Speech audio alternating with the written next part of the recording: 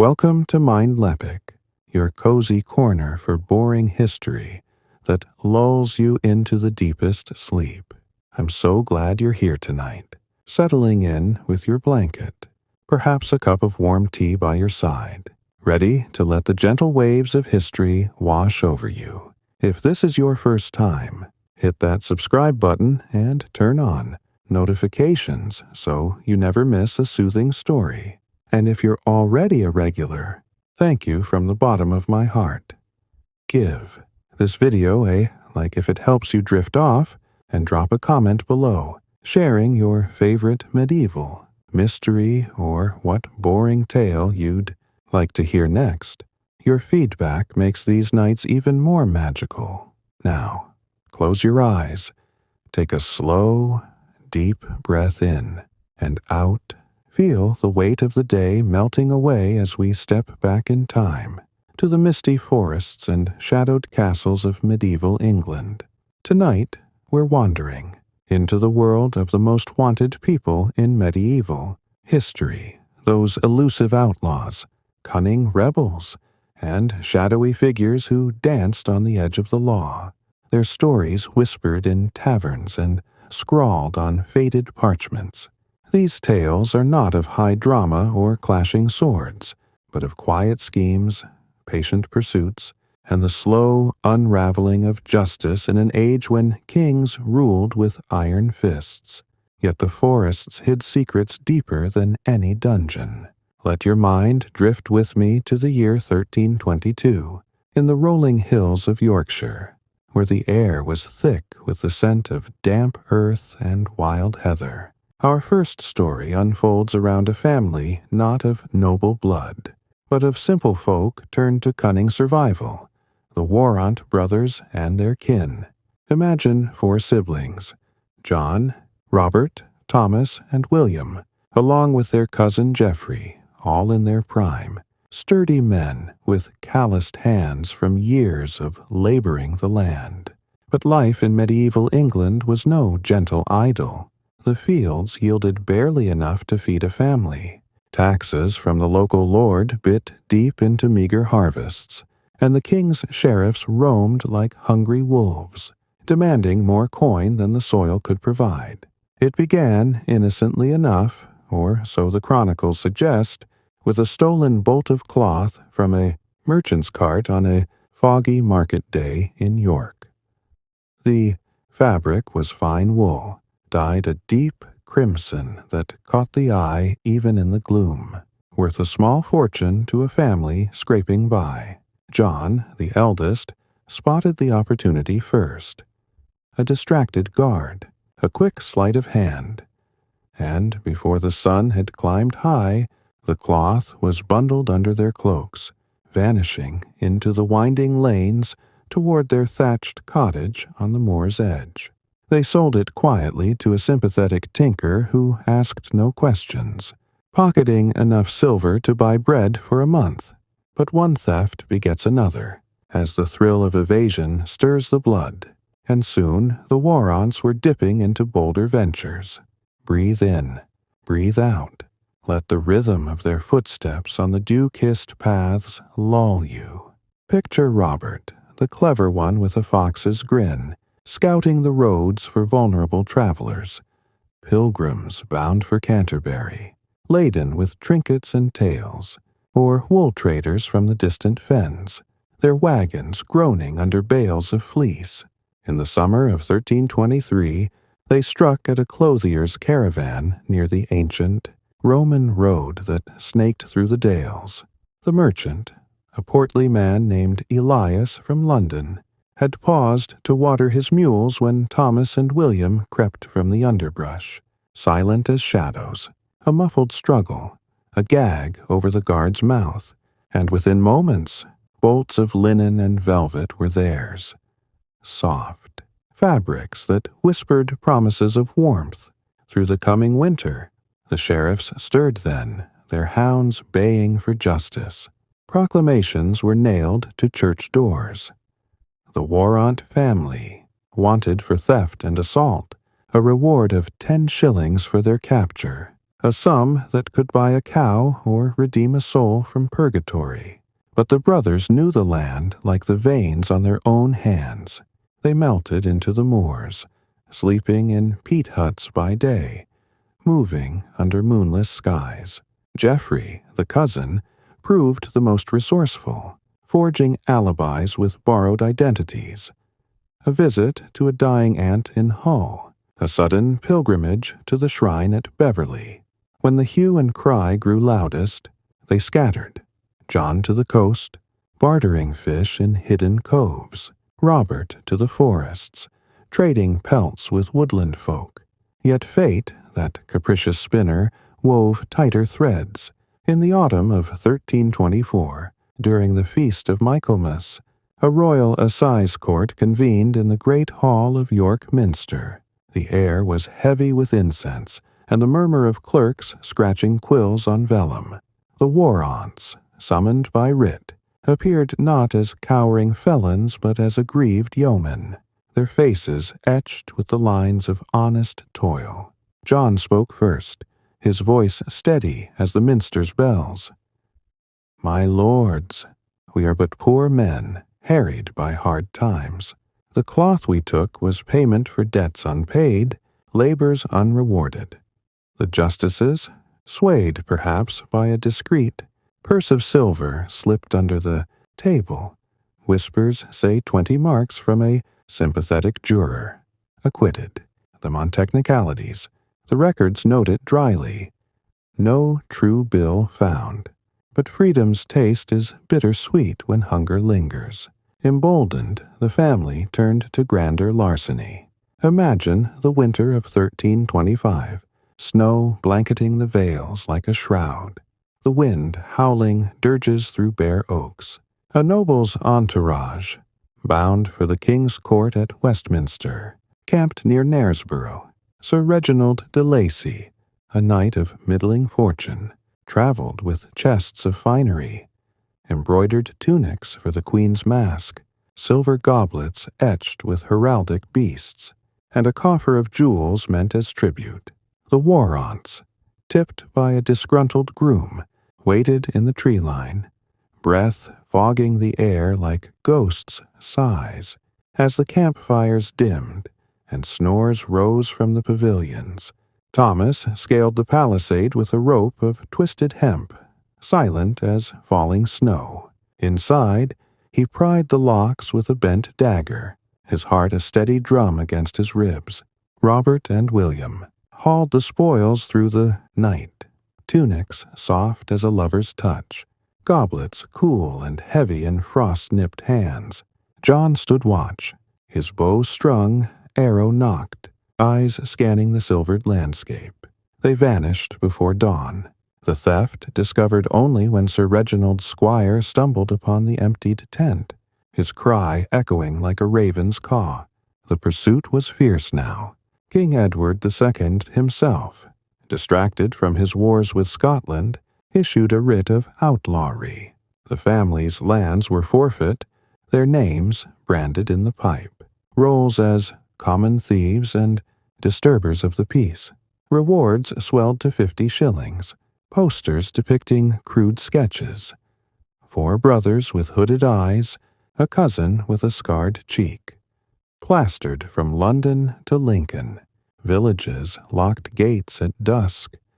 Travelers rode in armed convoys. Yet the war-aunts endured, their legend growing like moss on ancient stones. Let your eyelids grow heavier, the fire in your hearth crackling softly, as we follow their evasion. Geoffrey, ever the planner, arranged marriages for his sisters to local gentry, weaving alliances that bought silence. Robert took to the roads as a wandering peddler, his pack hiding not just pots and pins but pilfered silks sold in distant markets. Thomas found work as a thatcher in a remote hamlet, his strong back belying the thief's cunning. William, the youngest, dreamed of redemption, whispering prayers in empty chapels, but the pull of brotherhood was stronger than any vow. In the spring of 1326, opportunity knocked in the form of rebellion. Queen Isabella, the she-wolf of France, landed with her lover Mortimer, toppling Edward's throne in a coup of whispers and daggers. Chaos reigned, sheriffs fled or switched sides, and the Warrants saw their chance. John rallied the kin, offering their services to the new regime. Scouts for the invading host, guides through hostile shires. In return, pardons flowed like mead at a wedding feast. The chronicles record it. The said John Warrant and his brethren, pardoned for all treasons and felonies by letters patent of the Queen. But peace was fleeting. With the crown stabilized under young Edward III, old scores resurfaced. In 1328, a lone brother, perhaps Thomas, the records blur, was cornered in an alehouse brawl near Ripon. The sheriffs, men burst in, swords drawn, but he fought like a cornered boar, felling two before irons clamped his wrists. Hauled to York for the hanging, he swung from the gibbet at dawn, his body a warning to the windswept moors. The others mourned in secret, toasting his shade with stolen wine, vowing vengeance or vigilance. The surviving Warrants faded into obscurity, their thefts tapering as age bent their backs and caution schooled their hands.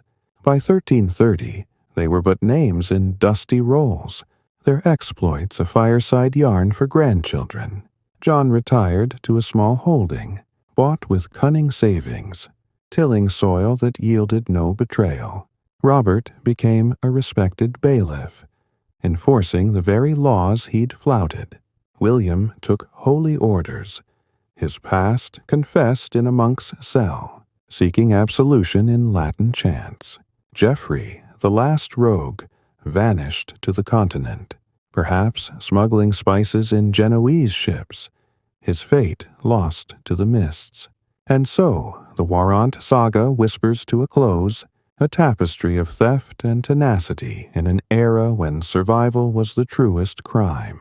Feel the story settling over you like a feather quilt, your breaths slowing, the medieval world receding into dream. But wait, our night is young. As the embers of the Warrant's tale glow low, let us turn our gaze southward, to the verdant woods of Wiltshire, where another family of felons stirred the pot of medieval mischief. The Folvilles. Brothers they were, 4 in number. Eustace, the iron-willed leader. Robert, quick with blade and banter. Walter, the strategist with maps etched in memory. And Richard, the youngest, fierce as a falcon. Born to a minor gentry house in the 1320s, their youth was steeped in the scent of leather and steel. Training as knights, but chafing under the yoke of feudal duty. Breathe deeply now, in through the nose, out through the mouth, imagining the rustle of leaves in Ashby Folville, their ancestral manor, a sturdy stone pile amid apple orchards. The folly began not with theft, but with grudge. A local baron, Sir Geoffrey le Despencer, had cheated their father in a land dispute, seizing meadows that bordered the river Nene. Eustace, barely 20, swore oath by candlelight. We shall take what is ours, and more, till justice bends. Thus, the Folville gang was born, not in desperation, but in calculated wrath. Their first justice came in the harvest moon of 1328. Sir Geoffrey, flush with ill-gotten coin, hosted a tourney at his castle, banners snapping in the breeze. The brothers, disguised as jousters from Leicester, infiltrated the melee. Amid the clash of lances and cheers of onlookers, Robert slipped away, scaling the walls to the baron's chamber. There, amid tapestries of hunts and heroes, he bound the steward, rifled the coffers. Gold florins from Italian trade, silver plate stamped with the king's effigy. They escaped in the crush of departing guests, their hall clinking softly in saddlebags. Word spread like wildfire through the shires, but so did fear. The Folevilles became phantoms, striking at corrupt officials who preyed on the weak. A corrupt justiciar in Northampton, known for extorting widows' dowers, awoke one dawn to find his solar ransacked, his ledgers burned, a note pinned to his pillow. The balance is redressed. Eustace's hand, they said, bold script in iron gall ink. Rewards mounted, £20 from the exchequer, a fortune that could arm 100 men. Yet the brothers laughed in hidden glens, their laughter echoing like brook water. Let your muscles unwind, shoulders dropping, as we follow their audacious peak. The kidnapping of Sir Richard Willoughby, Chief Justice of the King's Bench, in 1330. Picture the road from Nottingham to London, autumn leaves carpeting the way like spilled coins. Willoughby, a pompous figure in velvet robes and fur-trimmed mantle, rode with a small retinue, his mind on royal favor. From the oaks lining the path, Walter signaled, "A owl's hoot in daylight." The gang descended. Eustace grappling the justice from his palfrey, Robert disarming the guards with a flurry of blows, Richard binding the horses. Hauled to a secluded mill by the Trent, Willoughby faced not torture, but negotiation. "Your ransoms have beggared honest folk," Eustace intoned, voice like grinding millstones. "Pay 1,000 marks to the poor you've plundered, or join the fishes."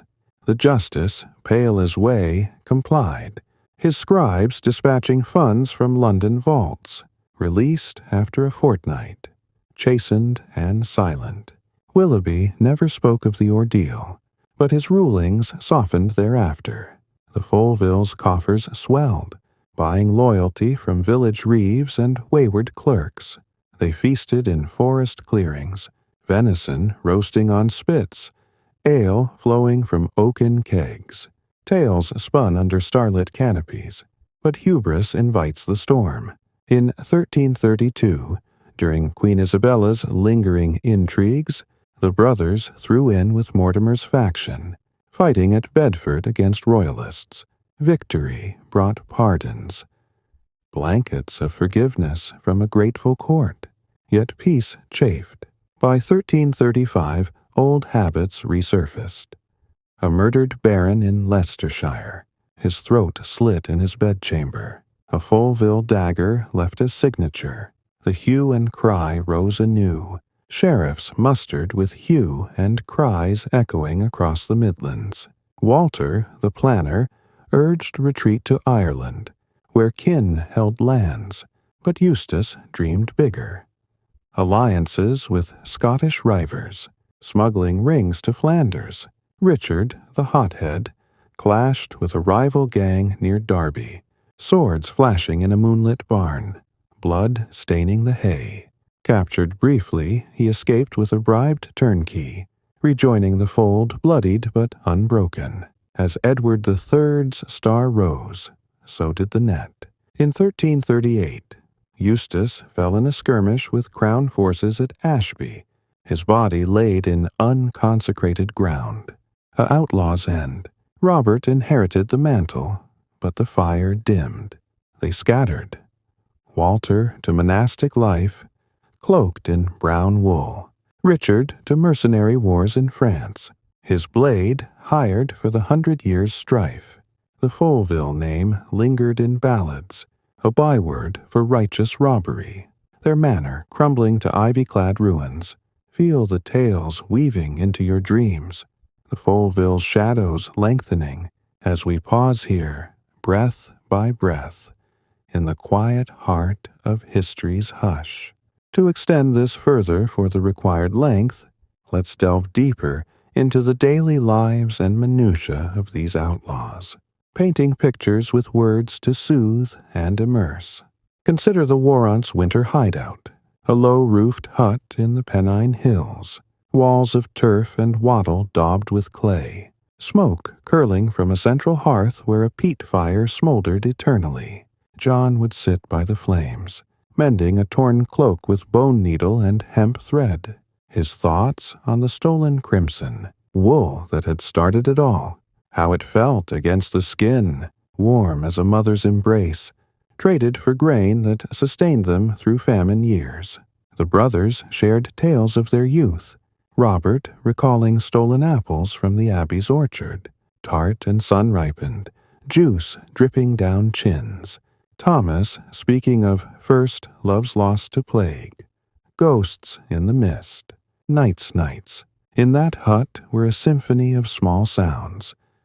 The crackle of embers settling into ash, the distant hoot of an owl threading through the pines, the soft patter of rain on the thatch, like fingers drumming a lullaby.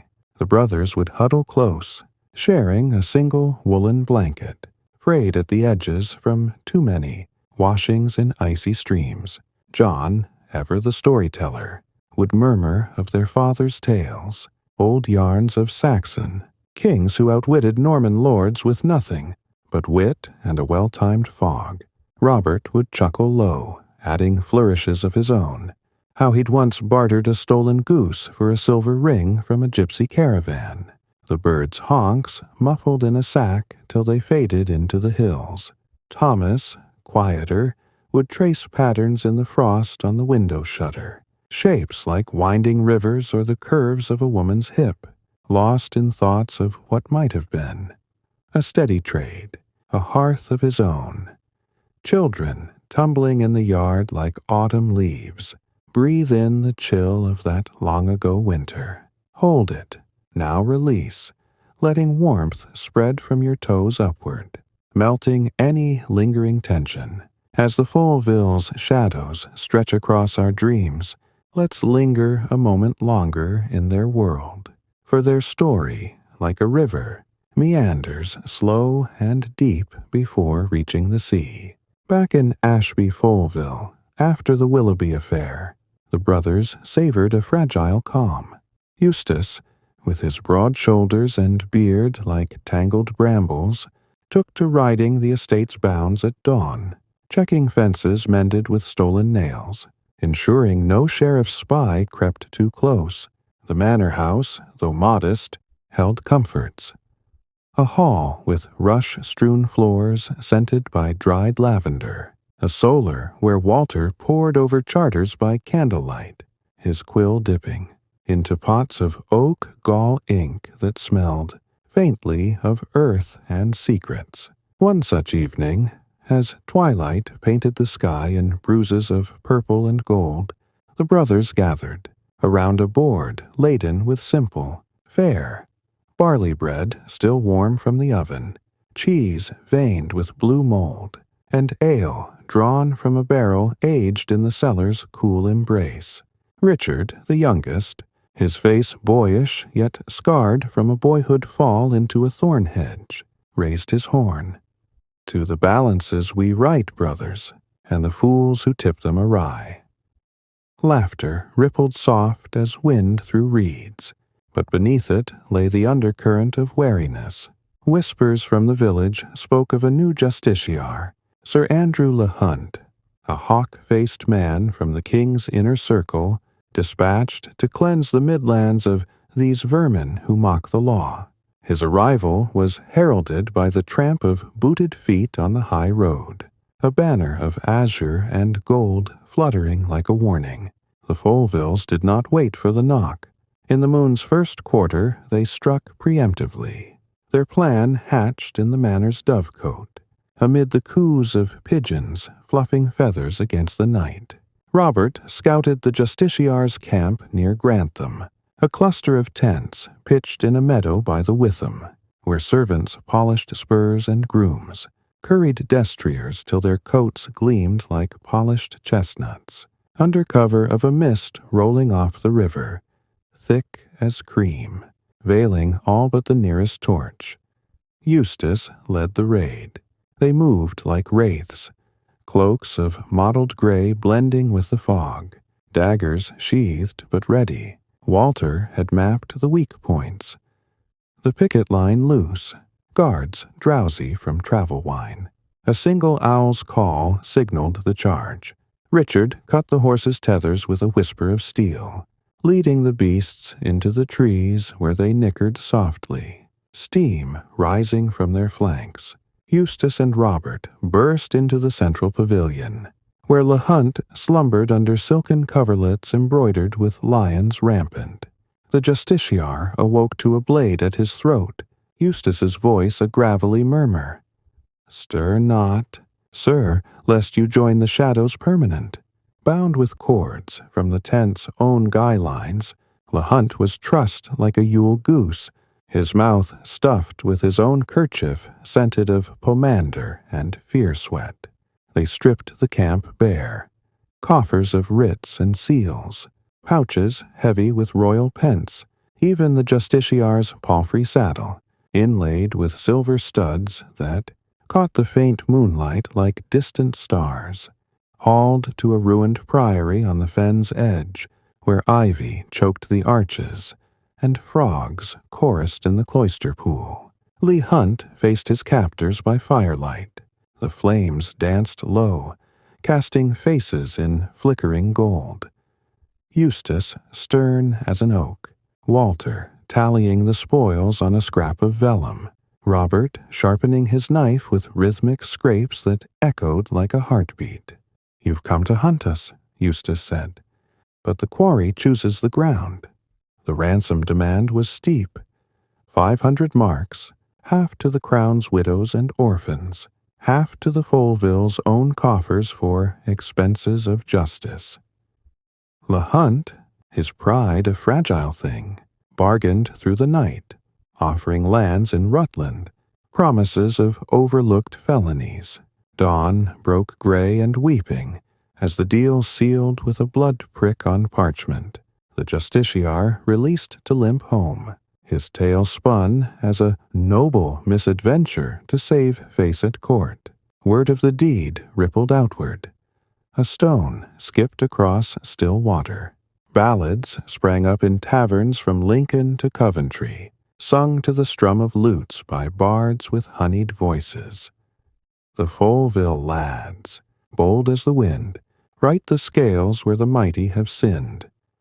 Yet admiration bred envy, rival gangs, cut purses from the Wealds, poachers from the Wolds, sought alliance or clash.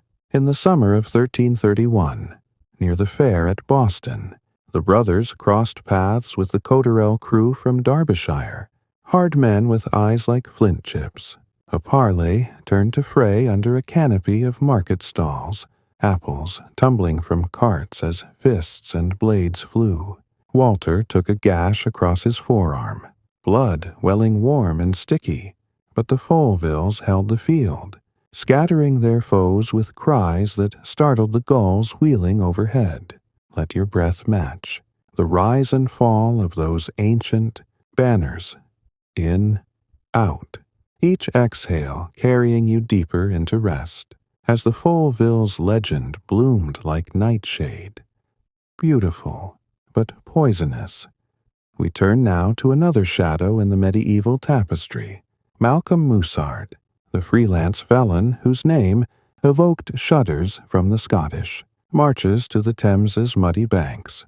Born in the borderlands around 1300, in a hamlet huddled against the Cheviot, hills where gales howled like banshees and sheep grazed on slopes. Scarred by old raids, Malcolm was no gentle soul, tall and lean as a whippet, with hair the color of wet slate, and eyes that missed nothing. He learned early the border river's code. Take what you need, give quarter only to kin, and trust no banner but your own. His youth was forged in the anvil of war. Edward the Fern's campaigns against the Scots left villages smoldering, fathers conscripted or buried, and boys, like Malcolm, scavenging the aftermath, picking over abandoned carts for crusts of bread, hardened as stone, or filching arrows from fallen archers whose quarrels still quivered in the earth. By his teens, he rode with loose companies of hobilars, light cavalry who harried supply lines, their ponies sure-footed on boggy tracks. But loyalty was a luxury. When a captain betrayed him over divided spoils, a pouch of clipped silver meant for ale and whores, Malcolm turned blade on him, the strike clean through the ribs under a rowan, tree heavy with berries like drops of blood. Outlawry followed swift as a sheriff's warrant. In 1318, at the assizes in Carlisle, under a sky bruised with thunderheads, Malcolm stood accused. Murder, robbery, aiding the Scottish cause with smuggled arms. The hall reeked of damp wool and unwashed bodies, justices in scarlet robes, peering over spectacles as witnesses stammered their tales. "He came like mist, my lord," quavered a drover, "took my herd of kine while I slept by the burn." But Malcolm, unbowed, spun a web of alibis. Kin swearing he'd prayed at Hexham Abbey, a pardoned wound from Crecy. Wait, no, that was later. In truth, a bribed friar claimed he'd confessed sins at Vespers. The jury wavered, and a royal pardon arrived by courier, sealed with Edward II's wavering hand for services rendered in the king's wars. Free, but marked. Breathe slow now. Feel the mist of those borders curling around you. In, out. As we trace Malcolm's dance with the law, he plunged back into the fray, rustling cattle under cover of peat smoke from hilltop fires, the lowing beasts driven south through passes where wolves' eyes glowed in the dark. Travelers whispered of the Musard ghost, a figure on a piebald mare, cloak billowing like raven wings, who materialized on lonely moors to demand tolls. A shilling for passage, or your boots if coin ran short. In 1322, he ambushed a wool convoy near Barnard Castle, the merchants' screams muffled by gags of their own sacking cloth, bales tumbling into the Tees like bloated fish. The hall, 200 sacks of finest Teesdale fleece, soft as clouds, fetched a king's ransom in Flemish ports, smuggled by kin who rode coracles under starless skies. Arrest came in the autumn of 1324, during the great fair at St. Ives, where stalls groaned under cheeses and cloth, pipers skirling tunes that twisted like smoke. Sheriff's men, tipped by a vengeful groom, surrounded his camp as rain sheeted down, turning the ground to slurry. Malcolm fought like a salmon upstream, his sword a blur that felled 3 before a club cracked his skull, stars bursting behind his eyes like Guy Fawkes fireworks. Too early for that, but vivid all the same. Hauled in chains to York, he faced the justices again. This time, no pardon in sight. "Hang the rogue," growled the prosecutor, but Malcolm's tongue was silver. Tales of Scottish spies he'd thwarted, a chest of gold offered to the exchequer. Again, mercy, a fine of 100 marks, paid in installments from pilfered purses, and exile to the Welsh marches, where the hills rolled green and treacherous. Exile bred bolder strokes. In the marches, under the shadow of Powys castles with walls like dragon scales, Malcolm gathered a band. Dispossessed Welshmen with grudges old as the oaks, English deserters with empty bellies. They preyed on pilgrims to St. David's, stripping them not just of coin but of beads and relics, the clink of rosaries in their pouches a ironic prayer. One dawn in 1327, as Edward II's deposition rocked the realm like an earthquake, Malcolm raided a baron's manor near Ludlow.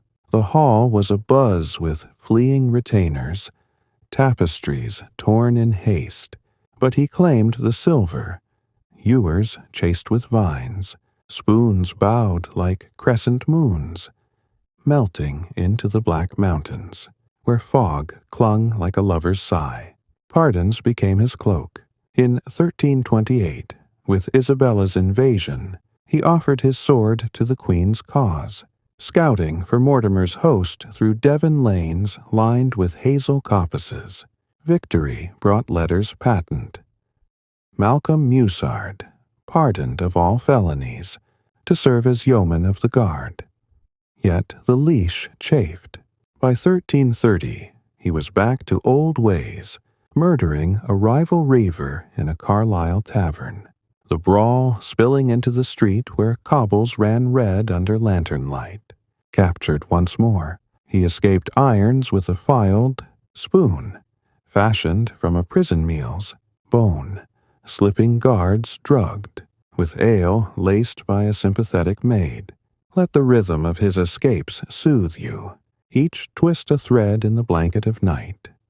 In, out, deeper now. Malcolm's final chapter unfolded in the 1340s, as the Black Death's shadow loomed. But before the pestilence, in 1335, he led a grand affray against a Scottish incursion near Berwick. His band, 50 strong, ambushed the raiders in a glen choked with bracken, arrows whistling like sighs, swords clashing with the ring of tempered steel. Victory earned him knighthood, Sir Malcolm Musard, his escutcheon a musered fox rampant. But suspicion lingered. The king, Edward III, wary of old wolves, summoned him to Westminster in 1337. The great hall there was a cavern of splendor. Rafters lost in gloom, walls hung with arras depicting Arthurian hunts, the throne a blaze of cloth of gold. Malcolm knelt, his border brogue thick as mud, pledging fealty with a hand steady as stone. Granted lands in Northumberland, meadows by the Till, where salmon leaped silver in summer. He settled uneasily, building a peel tower of rough-hewn gritstone, its battlements scanning for foes real or imagined. But peace was illusion. In 1340, a grudge with a neighbor over water rights boiled to blood. Malcolm's men torched a mill, the flames leaping high as harvest moons. Grinding wheels silenced forever. The hue and cry rose final. Sheriffs with hue and cries baying like hounds cornered him in his tower during a blizzard.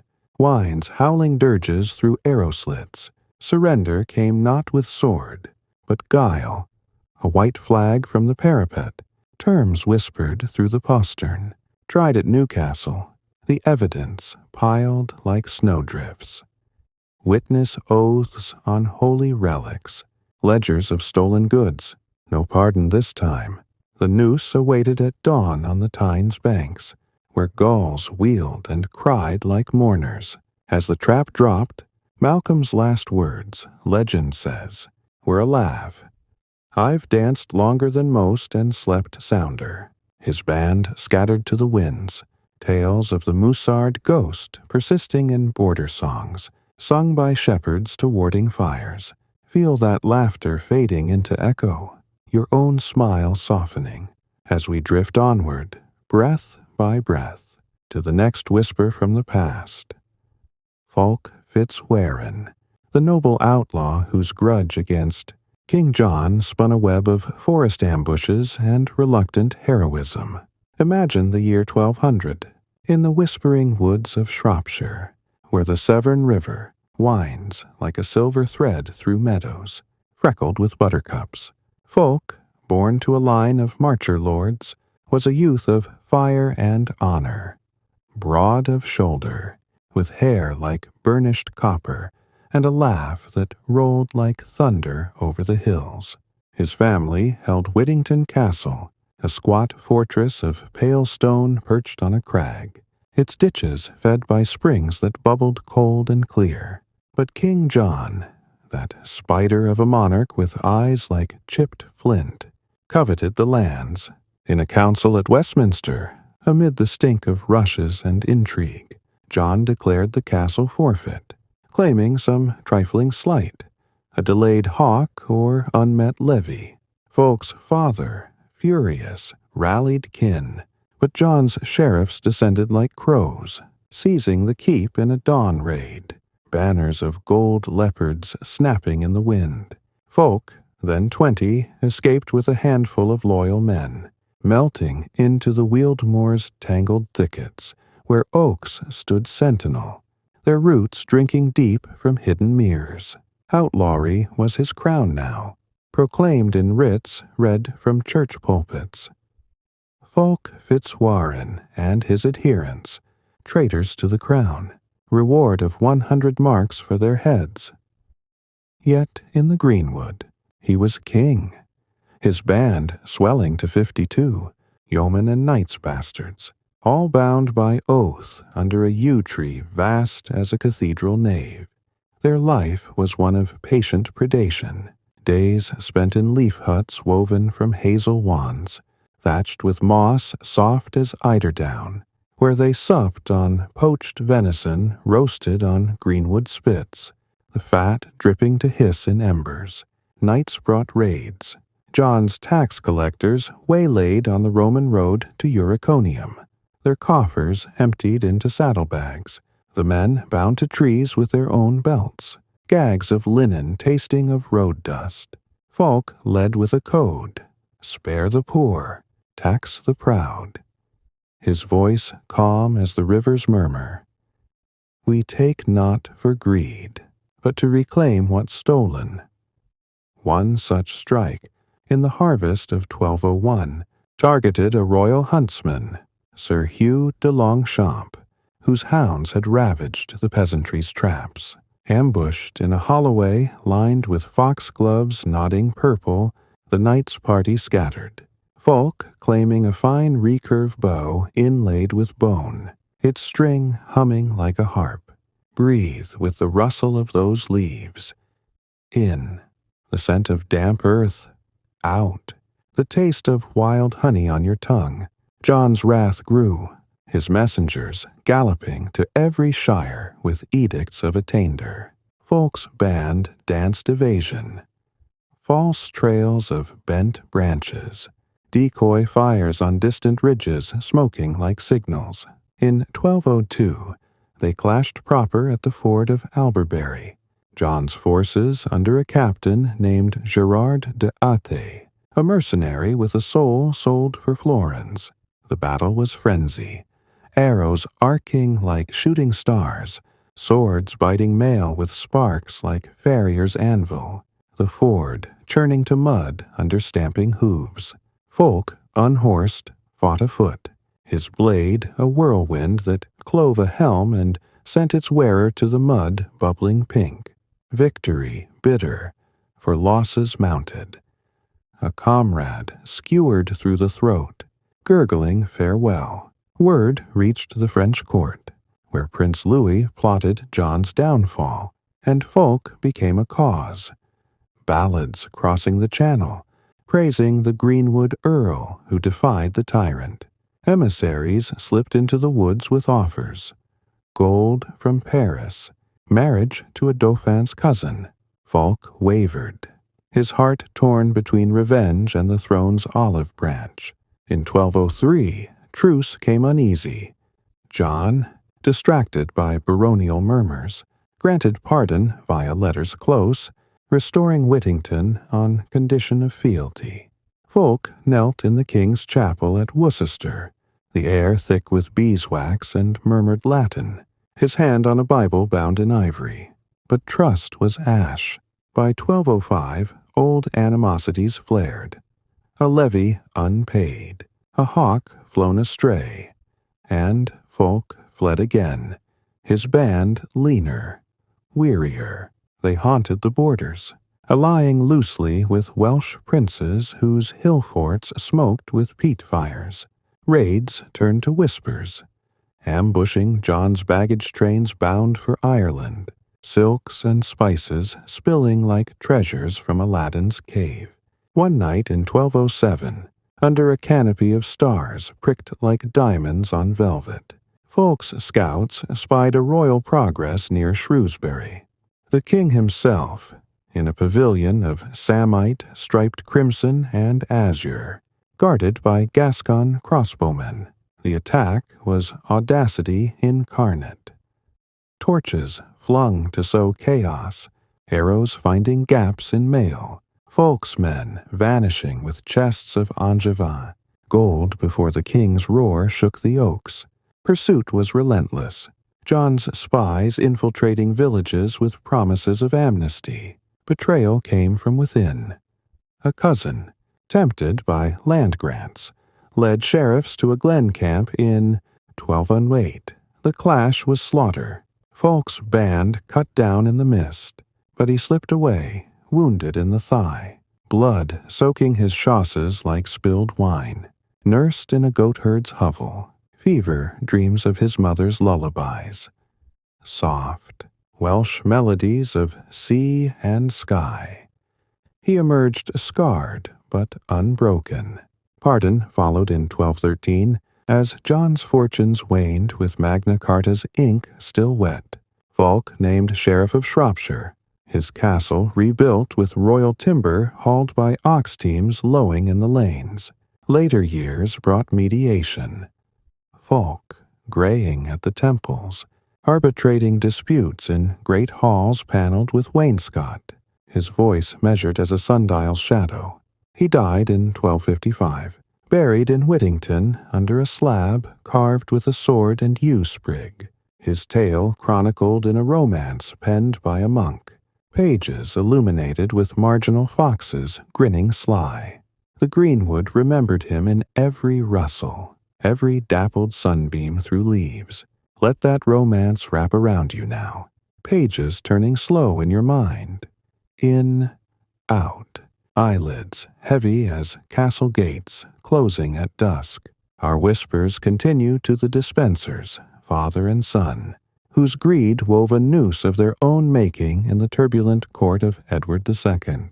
In the year 1310, Westminster's halls echoed with the susurrus of silk and suspicion, the air perfumed by rushes strewn with rose petals wilting under tread. Hugh Despenser the Elder, a lord of lean frame and ambitions vast as the Channel, had risen from marcher obscurity to the king's right hand. His son, Hugh the Younger, fair-haired and sharp as a falcon's talon, shared the hunger, lands, titles, the throne's ear bent to their will. Together they were spiders in the web, spinning exactions from barons who knelt or bled. It began with whispers in the privy chamber, Edward's melancholy soothed by the son's flattery, verses recited in tones honeyed as mead. "Sire, the realm's foes circle like kites," young Hugh would murmur, his hand light on the king's sleeve embroidered with harps. Favors flowed, wardships granted, marriages arranged for dowries plump as summer geese. By 1314, after Bannockburn's mud-soaked shame, the Despensers seized the reins, confiscating estates from earls who dared counsel. Against them, false accusations of treason scrawled on parchments sealed with their own rings. Imagine a baroness, Lady Alice de Brioze, her widow's weeds black as ravens, summoned to London for debts unpaid. The hall at the Tower gleamed with torchlight reflecting off the dispensers, chains of office, gold links clinking like manacles. Elder Hugh, seated beside the king, intoned the charge. "Your lands in Glamorgan harbor rebels. Forfeit them or face the king's justice." Alice, voice trembling like aspen leaves, pleaded lineage back to Norman dukes, but young Hugh's smile was ice. Blood buys no mercy here. The estate passed to their kin, the lady exiled to a nunnery, where chants droned endless. Through stone-vaulted cells, breathe the chill of that tower. In, the scent of salt from the Thames. Out, as their web tightened. By 1321, the realm seethed. Barons in Parliament at Westminster, their robes stiff with travel grime, petitioned the exile of the Despenser upstarts. Edward, torn, complied briefly.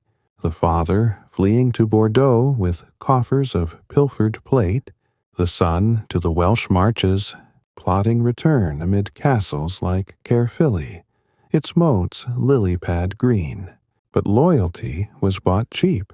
In 1322, they sailed back with a fleet of king's ships, hulls groaning under men-at-arms, landing at Plymouth where gulls screamed welcome. Civil war bloomed bloody. At Boroughbridge, the Despencer's forces crushed the contrariant earls. The ford, a churn of horses' screams and splintered lances, the air thick with the copper tang of blood. Thomas of Lancaster, the rebel leader, knelt in the mire, his coronet muddied, executed on a hillock where daisies nodded indifferent. Rewards cascaded, earldoms for the son, chancellorship for the father, lands from Cornwall to Kent stripped from the fallen. Their charters burned in pyres that lit the night like false dawns. Yet hubris is a fragile vase. In 1326, Queen Isabella, scorned and scheming, landed at Harwich with Mortimer's mercenaries, her banner a wolf's head argent, the realm unraveled like frayed rope. Sheriffs defected, castles yielded without siege, the Despensers fled west. Father and son on a caravel bucking Channel waves, salt spray stinging like accusations. Captured off Portsmouth, they were hauled to Southampton in irons that chafed wrists raw as peeled bark. Trial was farce. In Hereford's Cathedral Close, under skies weeping October rain, the elder faced the Queen's justices, his once fine tunic torn, beard unkempt. Traitor to the blood royal, the charge rang, echoed by a crowd baying like hounds. No defense allowed. The noose claimed him first, body swaying from the gibbet. Crows pecking at eyes glazed like marbles. Young Hugh, the favorite, suffered worse. A procession through the city on a lean hack, clad in a fool's motley sewn with his own confiscated jewels, the mob pelting him with ordure and offal that stank of rot and rage. At last, the hill of execution. Stripped, eviscerated while breath lingered, his parts burned in a brazier whose smoke curled acrid, heart flung to the dogs, head spiked on London Bridge, staring sightless at the tide's ebb and flow, a warning to courtiers dreaming of power's throne. The realm sighed relief, Isabella's regency a brief balm before her own fall. The Despencer's towers crumbled to ivy, their names a byword for avarice in chronicles, penned by monks dipping quills in venom. Feel the rain of that day washing clean, your thoughts drifting like leaves on the Severn. In, out, toward the next hush.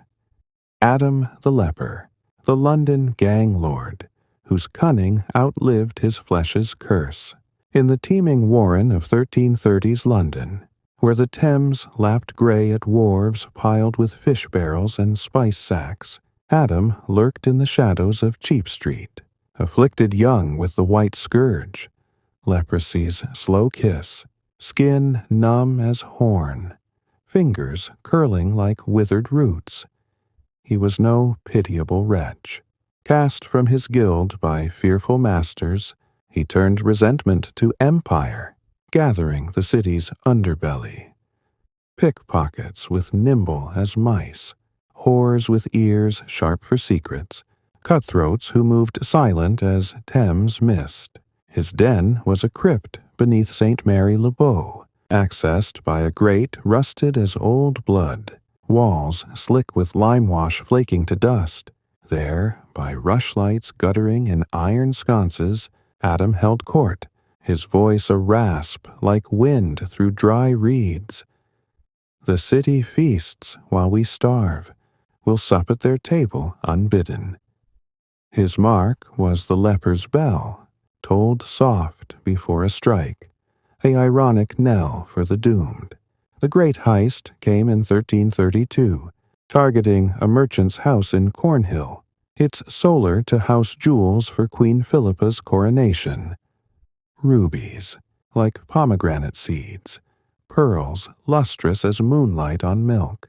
The owner, Master Geoffrey Chaucer. No, wait, a wool magnate named Simon de Cotingham. Slept secure behind oak doors banded iron, guards patrolling with halberds glinting. But Adam's spies, a boy disguised as link boy with lantern swinging, mapped the ways. A privy chute from the street, narrow as a fox's earth. Midnight struck from Paul's steeple, bells booming like hearts. Adam's crew swarmed. Ladders of spliced rope against the wall, grapples biting thatch soft from summer rains. Inside, through the chute slick with night soil's reek, two lads wriggled, knives paring latches like cheese rinds. The solar yielded treasures. A coffer pried with crowbar bent from a smithy theft, gems spilling like harvest from a cornucopia, velvet pouches heavy with gold, bezants stamped Byzantine, fire followed as cover, torches to the rushes, flames leaping eager, licking beams black as Adam's soul. The house blazed, cries rousing the watch whose bells clanged frantic through fog-shrouded lanes. Adam's gang melted into Whitechapel slums, the hall fenced-in Southwark dives, where alewives asked no questions, pocketing cuts in skirts sewn with hidden pockets. Pursuit burned hot. The mayor, red-faced under his furred cap, posted bills on cross-posts. Adam the leper, arsonist and thief, reward £20. Alive preferred, that he rot in leper's hole. But Adam laughed from his crypt, his bell-tolling mockery. For 2 decades he ruled. Heists on goldsmiths in Goldsmith Street, where safes yielded chalices chased with vines, kidnappings of usurers in the steel yard, ransoms paid in Hanseatic marks that clinked like rain on cobbles. One dawn in 1340, betrayed by a lover's loose tongue. A doxy named Nell, her lips loosened by too much Rhenish. The watch stormed the crypt.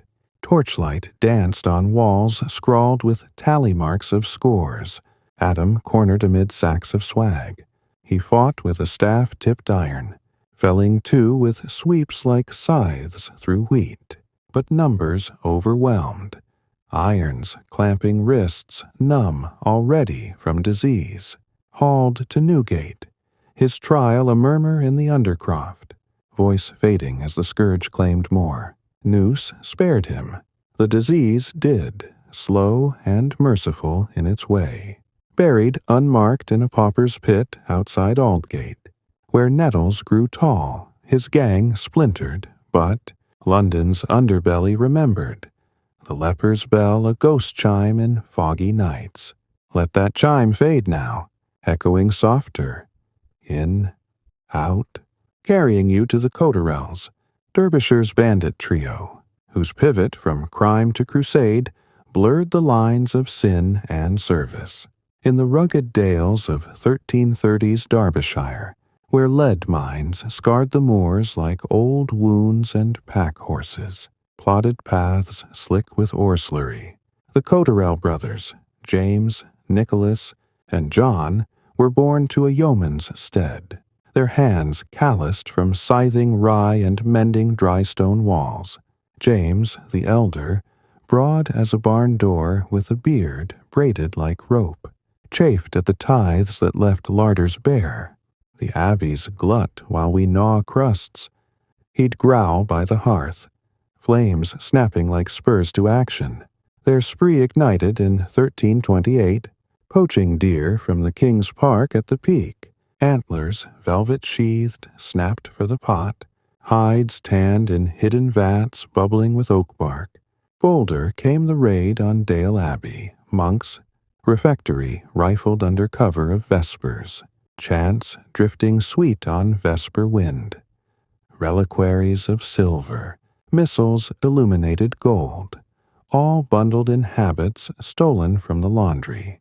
The abbot's cry raised the shire, But the brothers were smoke, vanished into gills, narrow cloughs where becks sang over pebbles round as prayers. Extortion followed. Letters to minor lords, sealed with wax, stamped a crude arrowhead, demanding protection in marks or plate. Sir Robert de Holland, a courtier flush with Irish spoils, ignored the missive. His manor at Bakewell burned one Lammas night, thatch roaring heavenward, cattle driven lowing into the Derwent's swell. Rewards swelled. 50 shillings from the exchequer, posters crudely inked with 3 hooded figures, eyes hollow as mine shafts. Yet war called sweeter. In 1330, Edward III's Scottish campaigns beckoned, and the Cotterells offered blades for pardon. At Halidon Hill they charged with the van, bills hooking Scottish pikes, the field a tapestry of tartan rent and heather trampled. Victory's mead tasted of absolution. Letters patent flowed, pardoned all, to serve as archers royal. But peace itched. By 1335 they struck a noble's estate near Matlock, the ladies' solar-yielding girdles jeweled, and gowns of sendal fine as spider silk. Clash came with rivals, the Folleville echoes, perhaps in a barn brawl under moon through chinks, haylofts raining dust as fists thudded and knives flashed. John took a scar across his cheek, white as chalk on his tan. But they prevailed. The foe's leader left bound for the Crows. As the 100 Years' War loomed, the brothers enlisted proper, sailing to Brittany with longbows strung. Quivers fletched goose.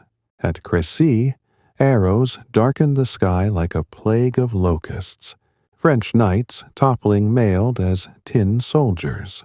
James fell there, shaft through the gorget, but Nicholas and John returned knight's banneret.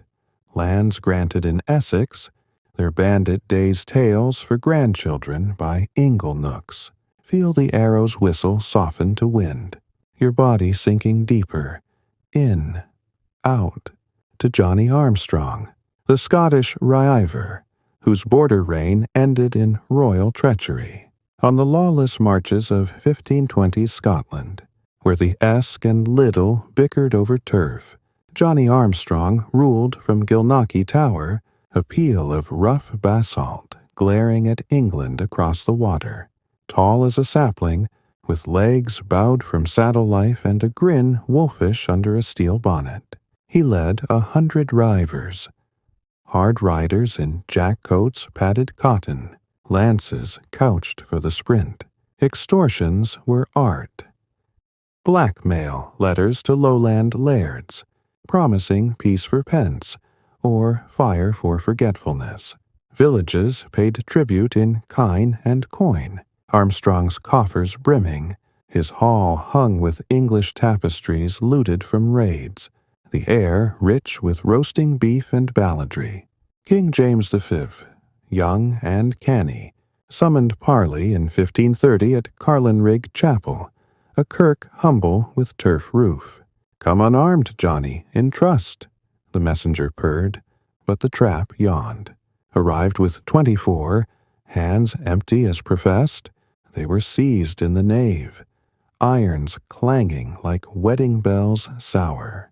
Hauled to Edinburgh, trial a whisper, they swung from Caeraveron tree, bodies twisting in breeze, a lesson to the ravers wild. The borders quieted brief, Armstrong's shade riding misty dawns, his name in forays till Cromwell's drums. Let the ropes creak to silence, your dreams claiming the outlaws all, breath slowing, night deepening. Feel the border's wild winds settle now, their howls softening to a gentle hush, as if the very stones of Gilnockie Tower sigh in relief. The rivers murmur, carrying Johnny Armstrong's last laugh downstream, where otters play in silver eddies under willow branches, trailing like forgotten banners. Breathe in the cool mist rising from the water. Hold it for a count of 4. Now exhale slowly, letting the last echoes of ravers and ropes dissolve into the night air, leaving only the steady rhythm of your own heart, slowing, deepening, guiding you further into the embrace of sleep. We've wandered far through these tales of wanted shadows, but the medieval world holds more whispers, more figures cloaked in legend and loss, each story a thread in the vast, quiet tapestry of history's forgotten corners. As the embers of Armstrong's fire fade to gray ash, let us turn our gaze eastward once more, to the tangled loyalties and lingering grudges that shaped the outlaws' paths, drawing us deeper into the slow, soothing flow of time. Let your mind drift back to the moors of Yorkshire, where the Warrant family's saga, though we thought it closed, lingers like morning fog that refuses to lift entirely. Picture, if you will, the spring of 1327, when the brothers, those survivors of thefts and trials, gathered once more in a hidden dell, carpeted with bluebells nodding. Like sleepy sentinels, John, his hair now threaded with silver like frost on heather, knelt by a brook that chuckled over smooth pebbles worn, round by centuries of patient flow. He cupped water to his lips, cool and tasting of minerals drawn from the earth's deep veins, and reflected on the years since Thomas's hanging.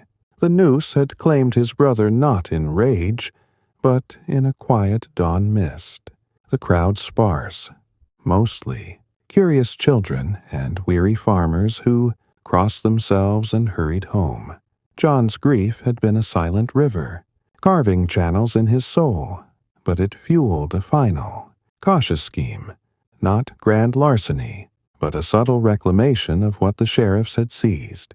Robert, ever the fox, had scouted a merchant's barge on the Ouse, laden with hides from the tanneries of York, supple leather scented of oak, bark and lye, bound for London tailors who would stitch them into boots for courtiers' feet, under a canopy of willows, whose leaves whispered secrets to the wind.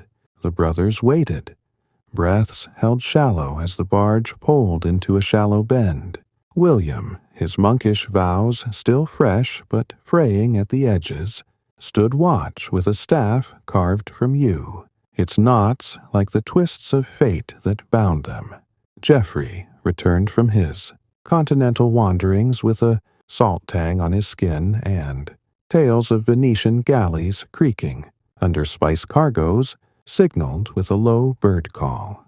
They boarded silent as otters, ropes cast from the bank snagging the gunwales, and in moments a dozen hides were bundled overboard, sinking briefly before buoyed by hidden bladders to float downstream to allies waiting with nets.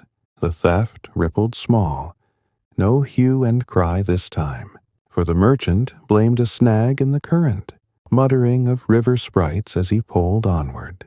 The Warrants retreated to their moorland stead, the hides tanned in a peat smokehouse, where the air hung heavy with the earthy perfume of curing flesh, sold piecemeal to saddlers in distant Beverly. The coin bought seed for barley fields that promised a harvest golden as the sun sets over the dales. John planted those seeds himself, his hands, once quick for the knife, now steady for the spade, pushing kernels into soil black and fertile, each one a prayer for roots deep enough to anchor against the storms of law. As summer unfolded, lazy and warm, with bees droning in clover patches and larks trilling from invisible heights, the brothers spoke little of the past. Instead, they mended fences with thorns woven tight, shared bowls of pottage thickened with wild sorrel, its tartness cutting the blandness like a memory sharpened by time. Breathe with the rise of that summer sun, in through the nose, filling your lungs with imagined warmth, out through the mouth, releasing any knots in your chest. Feel your shoulders soften, your jaw unclench, as if the war aunt's quiet redemption seeps into your own bones. Yet even in peace, shadows lengthened.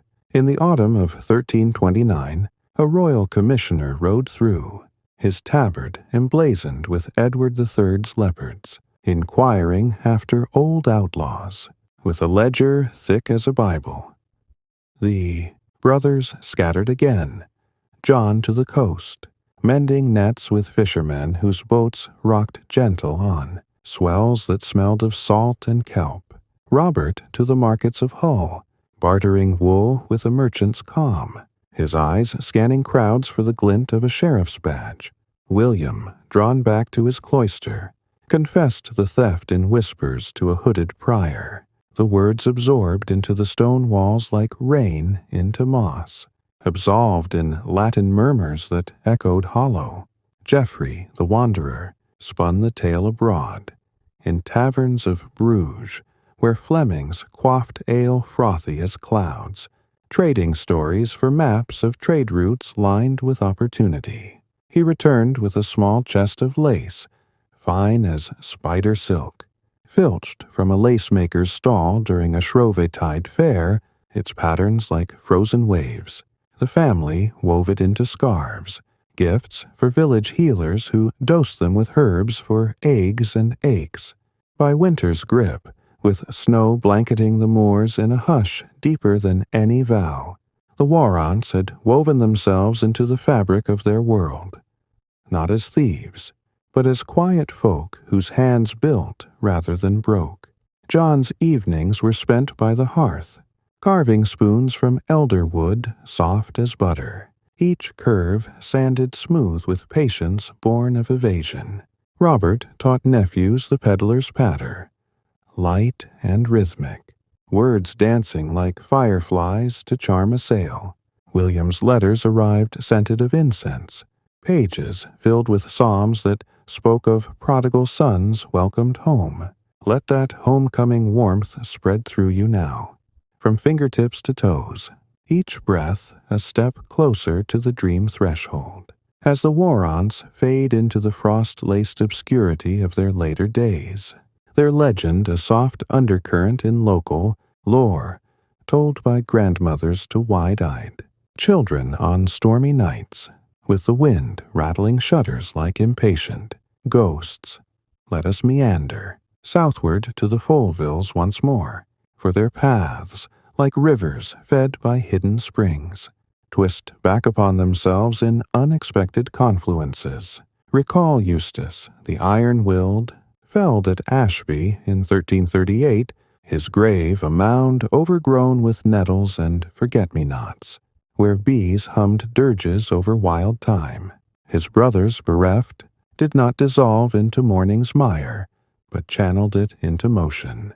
Robert, stepping into the void with a resolve tempered like a blade, in the smithy's quench.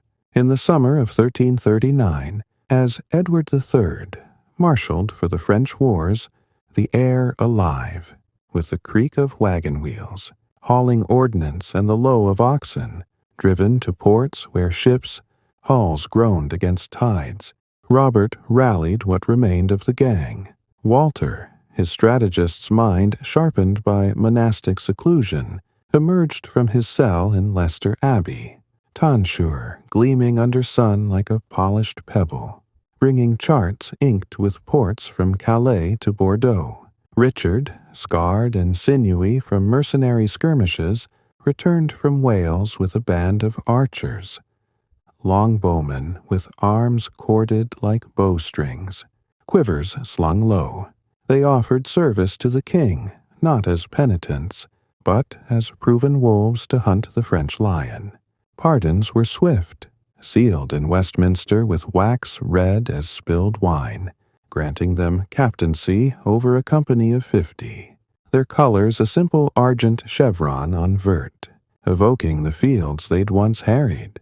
Embarkation at Southampton was a tapestry of chaos softened by routine, tents struck with mallets thudding rhythmic, horses led aboard ramps slick with dew, the harbor a forest of masts swaying like willows in the breeze off the Solent. Robert stood at the prow of their cog, the Mary Rose. No, a humbler vessel named the Folleville's Grace.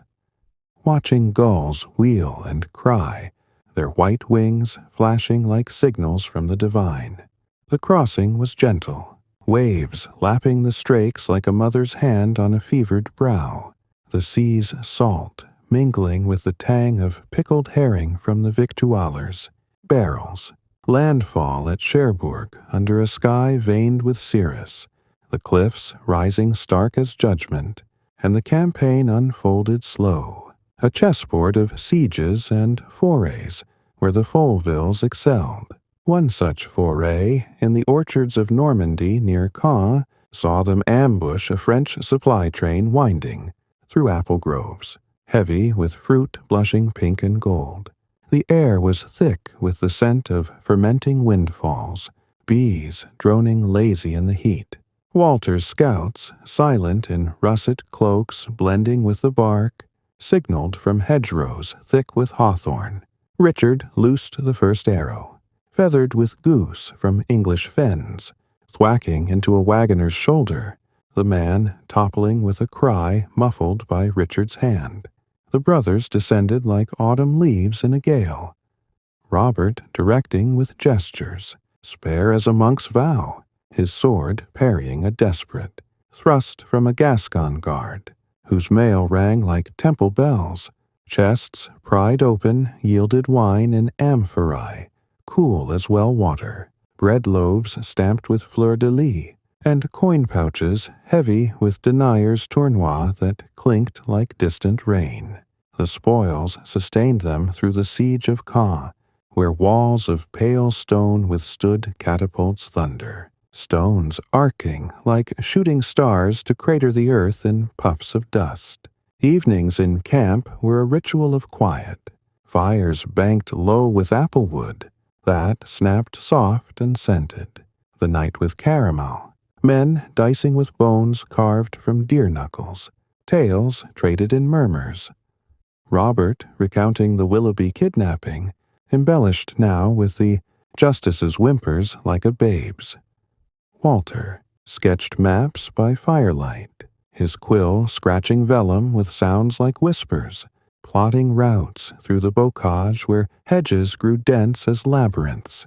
Richard, ever the falcon, scouted at dawn, returning with hares slung over his saddle, their fur warm and soft, skinned by the brook where willows trailed fingers in the current. Breathe in the orchard's lingering sweetness. Hold, exhale, letting the siege's distant rumble fade to the soft patter of rain on canvas. Deeper now, your limbs heavy as those laden wagons. Victory at Caen brought ransoms. French knights kneeling in the dust, their spurs traded for freedom, the clink of mail as they mounted palfreys echoing like farewells. The Follevilles returned laden in 1340. Robert knighted in a ceremony at Westminster, where trumpets brayed golden, the king's hand dubbing his shoulder with a sword flat and cool. Lands in Leicestershire flowed to them, meadows by the Soar where herons stalked fish in shallows, glassy as mirrors, manors with halls paneled in oak planed smooth, their knots like eyes watching benign. But the war's echo called again. By 1346, with Crécy looming, Robert led a contingent back across the Channel, the fleet 100 sails billowing white against azure, the sea a vast undulating quilt. At the field, under skies heavy with arrow clouds, they held the flank, bills thrusting into the press where Genoese crossbows twanged futile, bolts glancing off stakes like hail on thatch. The day's end saw the ground carpeted in heraldry rent. Azure lions muddied, gules fleur trampled, the Follevilles unscathed, their banner waving defiant. Richard fell not to French steel but to camp fever, his body wrapped in his cloak and buried under a rowan, whose berries burned red as his blood, a cross of hazel marking the spot. Walter spared the field, tended estates with a steward's eye, planting orchards of pear and plum that fruited heavy in later years, their branches bending like supplicants. Robert, graying now, retired to Ashby, the manor rebuilt with stone hauled by patient mules, its gardens a riot of roses, climbing trellises, woven willow. Evenings found him by the hall's great hearth, where logs of beech popped gentle, recounting to apprentices the old ways, not of crime, but of cunning turned to craft. The Foleville name endured in charters, a byword for service forged in fire, their outlaw youth a shadow long and faint, like clouds passing over the sore at dusk. Let that dusk's peace envelop you, colors bleeding soft into twilight. In, out, each breath a petal falling slow, as the Foleville's chapters close on hearths warm and walls sure. We circle back to Malcolm Musard, the border phantom whose pardons piled like autumn leaves, each one a brief shelter before the next gale. After his knighting in 1335, Sir Malcolm's tower in Northumberland stood squat and steadfast, its walls of sandstone quarried from the Till's banks, where salmon leaped in flashes silver as minted groats. The hall within was modest. A long table scarred from dagger points, benches cushioned with sheepskins soft as clouds, the air laced with the smoke of turf fires that burned low and even, their blue flames dancing lazy. Mornings began with the cock's crow piercing the mist. Malcolm rising to pace the battlements, his cloak of wadmal wool heavy with dew, eyes scanning the marches, for Scottish banners fluttering like threats on the horizon. His wife, a reaver's daughter named Elspeth, with hair red as rowan, and hands deft at spinning, broke fast with him. Porridge, thick with barley and honey, dripped golden from combs raided in better days. Their children, 3 lads, sturdy as calves, tumbled in the yard, practicing with blunted swords that clanged on shields of wicker, their laughter a balm against the wind's whine through arrow slits. Yet the border's blood called. In 1337, a Scottish foray under the Earl of Douglas swept south, hooves thundering like summer storms, driving herds lowing in panic. Malcolm mustered his tenantry. Yeomen in jack padded with tow, bills and bows at ready, and met them in a glen choked with bramble and broom, yellow as gold. The clash was brief, brutal, arrows hissing like adders, striking mail with thuds muffled. Malcolm's sword cleaving a plaid shoulder, the man toppling with a Gaelic curse that hung in the air like smoke. They repelled the raid, reclaiming kine with bells tinkling triumphant, the beast's breath steaming white in the chill. Reward came as land, a grange near Alnwick with barns sagging under thatch thick as eider, fields of rye waving silver in the breeze. But grudge festered. The neighbor whose mill he'd torched in 1340, Sir Ralph de Umfreville, petitioned the king with oaths sworn on relics, claiming sabotage that starved his folk. Sheriffs rode north in 1342, their tabards stiff with travel dust, bearing writs that crackled like dry leaves. Malcolm parleyed in the great hall at Alnwick Castle, its vaulted roof lost in gloom, tapestries of hunts fading to ghosts.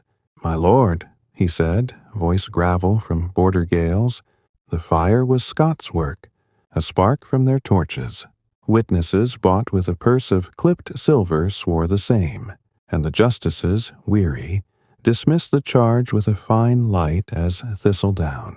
Peace held fragile till the pestilence's shadow crept in 1348, the Black Death's breath foul as open graves, villages emptying to silence broken only by crow's caws.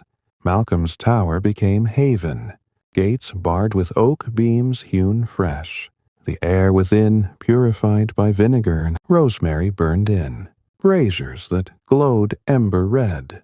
Elspeth brewed possets of wormwood and treacle, their bitterness a ward against the invisible foe, ladling them to tenants huddled in the bailey, faces gaunt as skulls.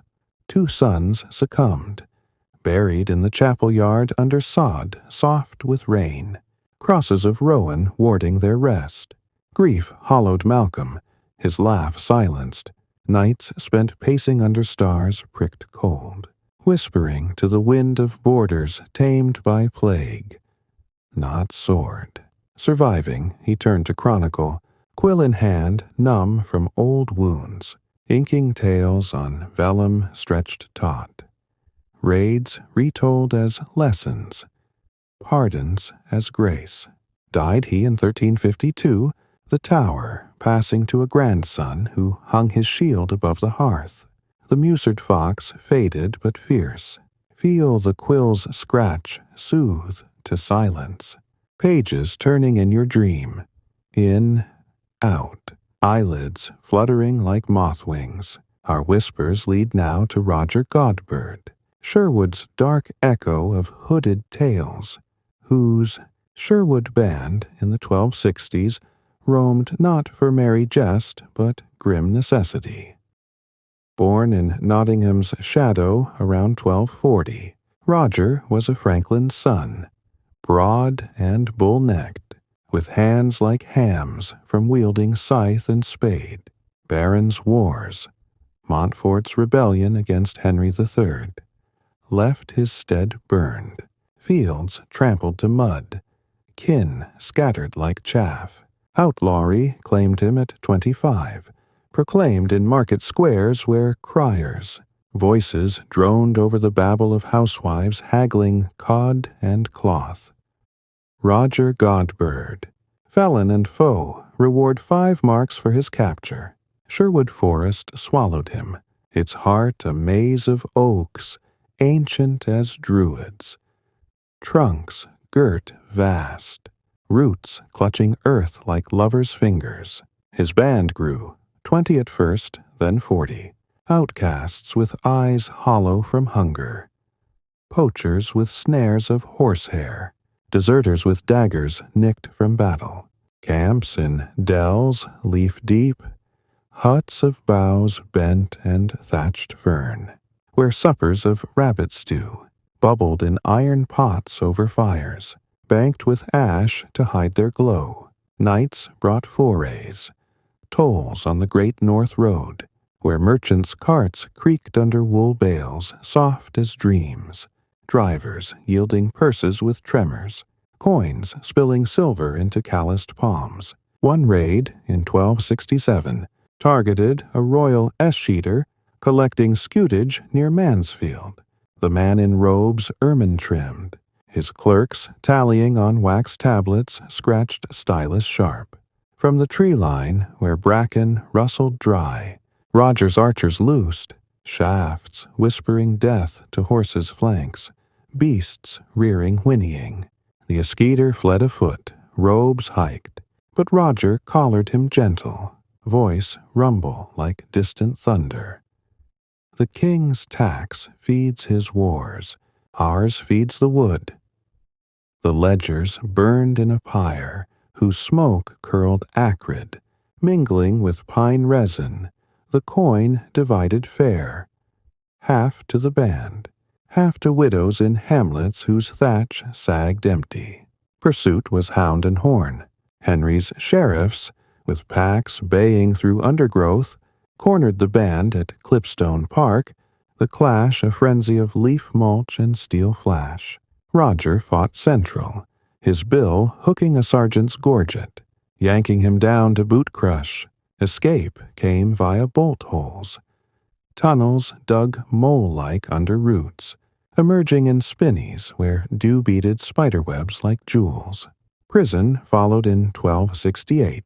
Nottingham Castle's dungeon dank as a grave, walls slime-slick, chains rust-bitter on wrists, but Roger filed links with a smuggled agate, slipping guards addled by his smuggled ale, rejoining the Greenwood with scars like badges.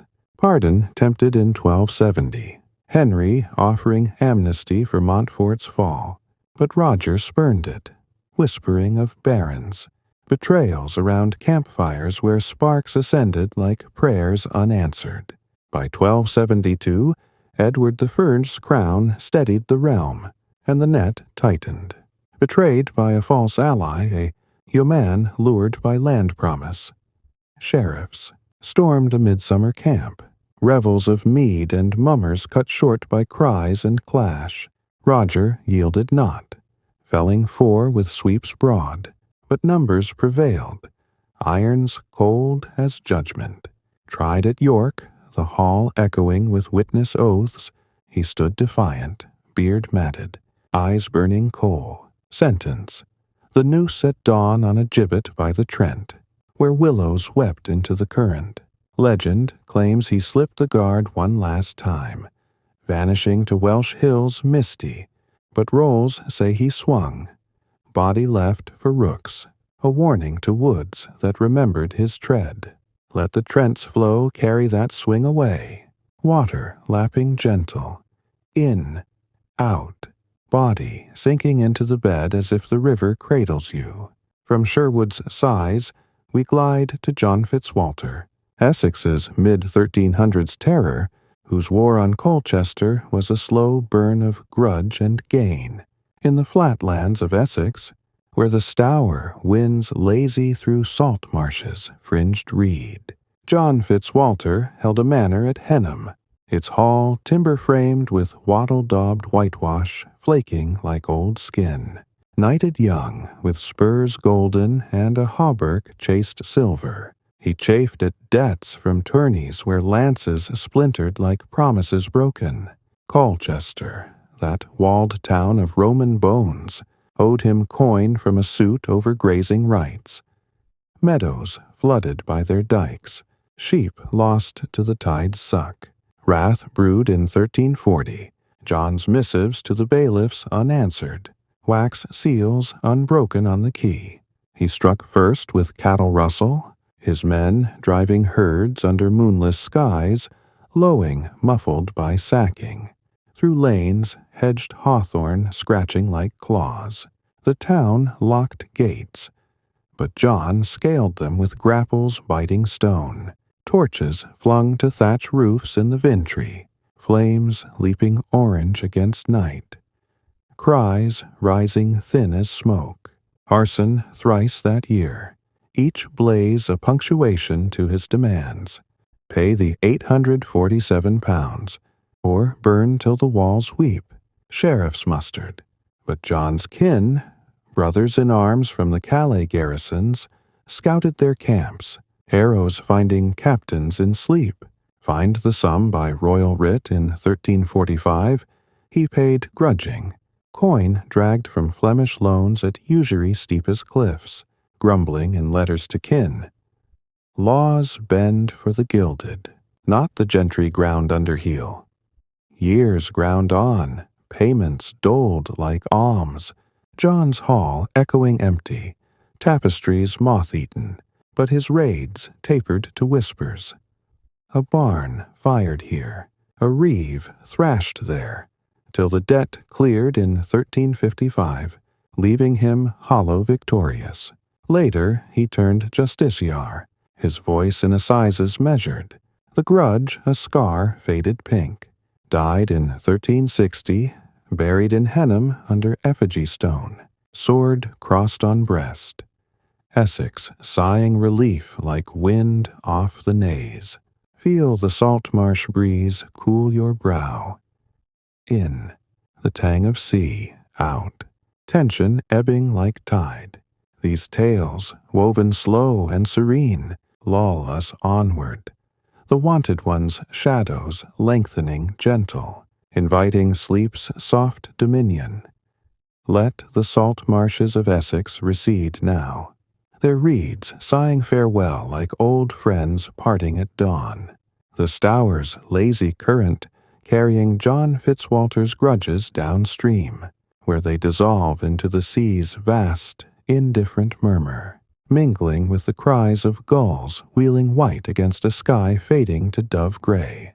Breathe in the briny tang of that distant shore. Hold it gently, as if cradling a fragile shell. Now exhale, slow and full, feeling the last ripples of his tail smooth away, leaving your mind as calm as a tidal pool at low ebb, reflections shimmering soft in the quiet. We've journeyed through these medieval mazes of mischief and mercy, each outlaw's path a winding trail, through fog-shrouded woods and grudge-lit halls. But history's whispers are endless, like the stars pricking the velvet dome above, each one a story waiting to unfold, slow and serene, to cradle you deeper into night's gentle arms. As Fitzwalter's shadow blends with the mist, let us wander onward, circling back to threads left dangling, weaving new ones from the loom of time, where the most wanted danced their defiant measures. Drift with me now to the verdant folds of Shropshire once more, where Fulk Fitzwaren's Greenwood exile, though pardoned in 1213, echoed long in the rustle of leaves, and the low of cattle grazing meadows reclaimed. Picture the year 1215, Magna Carta's ink scarcely dry on Runnymede parchments, the realm a cauldron bubbling with barons' oaths and John's sullen snarls. Fulk, restored to Whittington Castle, stood on its ramparts at twilight, the stone cool under palms calloused from outlaw bows, watching the Severn uncoil like a silver serpent, through vales dotted with hawthorn hedges blooming white as bridal veils. His band, thinned by years of ambush and attrition, had scattered, some to hearths warmed by wedded wives, others to Welsh hills misty with rain, their laughter lingering in Fulk's dreams like smoke from a banked fire. But the king's favor was a fickle flame, guttering low when taxes rose like floodwaters after thaw. In the harvest of 1216, with John's deathbed confessions still whispered in cloisters, his last words a murmur of crusade and contrition, Fulk faced a levy for the French wars. Coin demanded sharp as a sergeant's spear. The castle's granaries, filled with barley golden and heavy-headed, yielded scant. The coffers echoed hollow, scraped clean by royal itch-eaters, whose quills scratched like rats' claws on ledgers. Fulk rode to Westminster, his destriers' hooves clipping cobbles worn smooth by pilgrims' feet, the air thick with the Thames's mud scent, and the clamor of fishmongers hawking cod silver-scaled. In the king's new council under 9-year-old Henry III, amid tapestries of lions couchant, and the murmur of clerks in party-colored robes, Fulk pled, "Sire's guardians, the marches bleed dry. Grant respite, or the Welsh will drink our blood." The justiciar, Hubert de Burgh, broad-faced and sea-salted from Irish campaigns, nodded grave, sealing a charter. That eased the burden, but not before eyes narrowed at the Greenwood Earl's name, old suspicions flickering like candle flames in draught. Breathe with the rhythm of that river far below. In, the cool stone of castle walls against your back. Out, the warmth of a woolen cloak draped loose. Peace settled uneasy. Fulk turning sheriff's hand to the shire's woes, mediating quarrels in market squares where stalls groaned under cheeses veined blue, and apples ruddy as cheeks, his voice steady as the church bell tolling terse.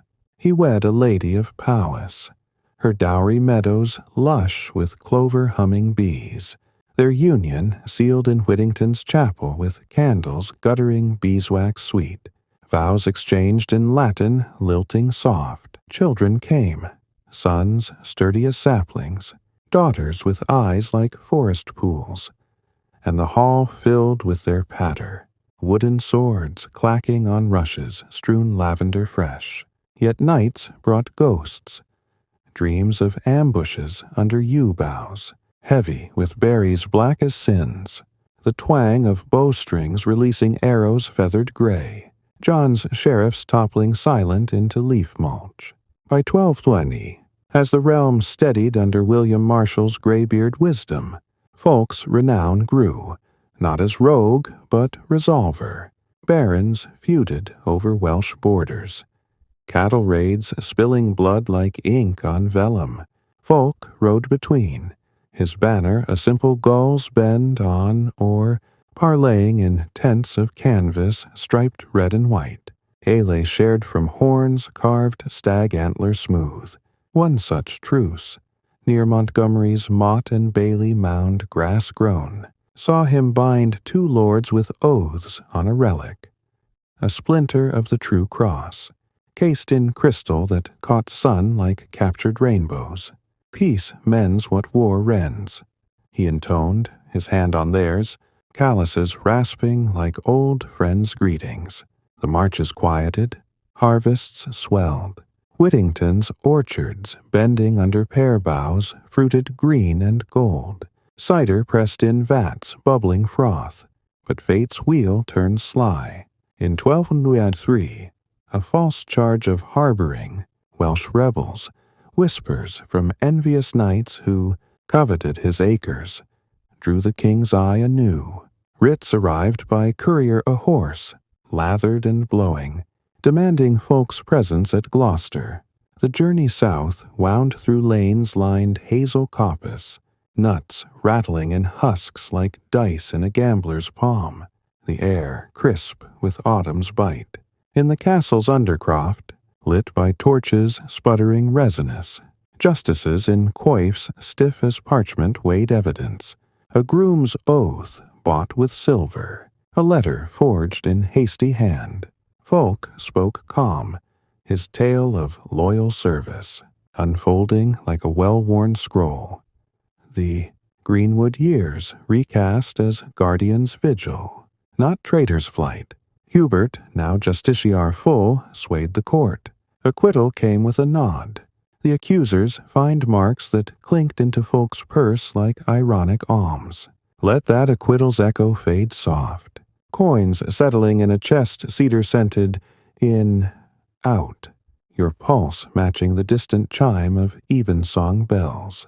Years flowed gentle thereafter, folk's hair silvering like birch bark peeled slow, his steps measured on castle swards where falcons hooded, jessed wheeled on tethers. He hunted not for meat, but sport. Hounds baying melodic through spinneys where deer flashed tawny, arrows loosed wide to spare the quarry, the kill a courtesy to the king's peace. Grandchildren tumbled in his lap by the solar's oriel window. Panes leaded with glass depicting saints serene, their fingers tracing his scars like maps to buried treasure. Died he in 1255, as seasons turned, buried in the chapel nave under a slab, mossy now, incised with yew and sword crossed. His romance penned later by a clerk whose quill dipped patient, pages rustling like leaves in the castle's lingering shade. As folk's yew whispers yield to wind's caress, feel the greenwood's peace seep into your veins, deeper now, limbs leaden as ancient oaks rooted deep. From Shropshire's serene spires, let us glide north to the dispenser's downfall's aftermath, where the she-wolf Isabella's triumph left the court a husk, courtiers treading eggshells gilded, the air in Westminster's, chambers heavy with the ghosts of gibbets and gutted ambitions. Young Edward III, crowned in 1327 at 14, his brow smooth as alabaster, yet shadowed by mother's machinations, sought to purge the poison. The dispenser's manners, once bustling with retainers in livery azure trimmed, stood empty, gates creaking on leather hinges, halls echoing to rats scurry over flagstones cold. Hugh the Younger's head, spiked on London Bridge, grinned sightless at tides ebbing mud thick, a raven perching bold on the pole, its beak probing eyes pecked hollow. Mortimer, the Queen's paramour, grasped the reins loose, his tower at Wigmore a nest of spies and silks, the air perfumed by a tar of roses crushed underfoot in gardens walled high. But Edward chafed, his nights restless under canopies of state-embroidered leopards rampant, dreaming of reigns reclaimed. In 1330, at Nottingham Castle, its caves dripping echoey, walls of gritstone-veined quartz, the king struck, a secret tunnel dug under the river Leon, sappers with picks muffled in straw, emerging like moles in the Queen's bower. Mortimer dragged to the block in the great hall, where rushes crunched under boots, his head severed with an axe biting clean, blood pooling dark as ink spilled. Isabella spared, confined to Berkhamsted in velvet weeds, her days a tapestry of tapestry gazing and lute strings plucked mournful. The realm exhaled, sheriffs riding shires with writs fresh, pardons flowing like spring rain to those branded by dispenser spite. One such, a minor lord from Gloucestershire named Sir Gilbert de Clare, no kin to the earls, but a yeoman risen, emerged from hiding in the Cotswolds' folds, where beechen groves hummed endless. His lands restored, he rebuilt with timber felled slow, axes ringing rhythmic, the hall rising frame by frame, thatch laid golden. Evenings saw him by the hearth, logs of applewood popping sweet, recounting to squires the dispenser years.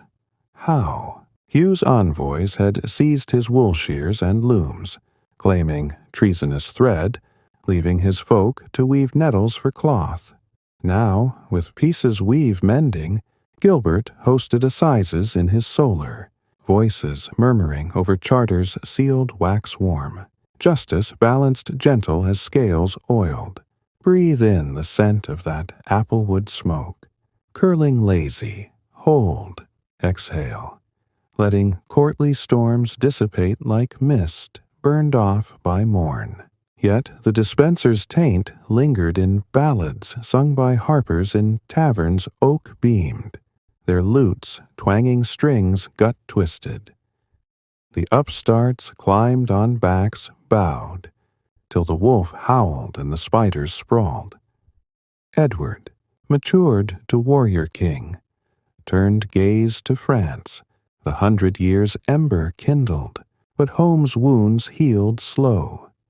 Widows' dowers reclaimed from dusty rolls, orphans fostered in halls warmed by hearths banked peat.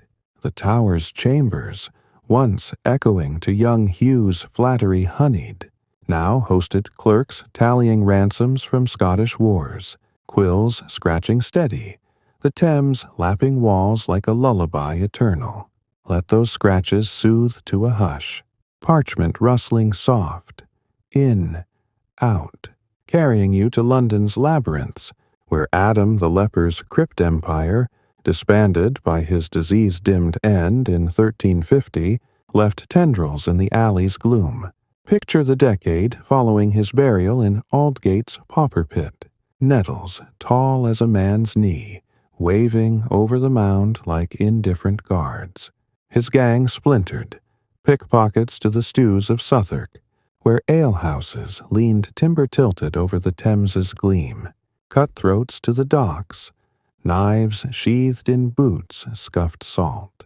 But one lieutenant, a wiry lad named Wat the Shadow, with eyes sharp as fishhooks and fingers light as thistledown, gathered remnants in a cellar beneath the Tabard Inn, walls lime-washed flaky, the air dank with beer seep and rat musk. Wat's rule was whisper soft. His bell, a silver clapper, tolled faint before strikes, honoring the leper's ghost.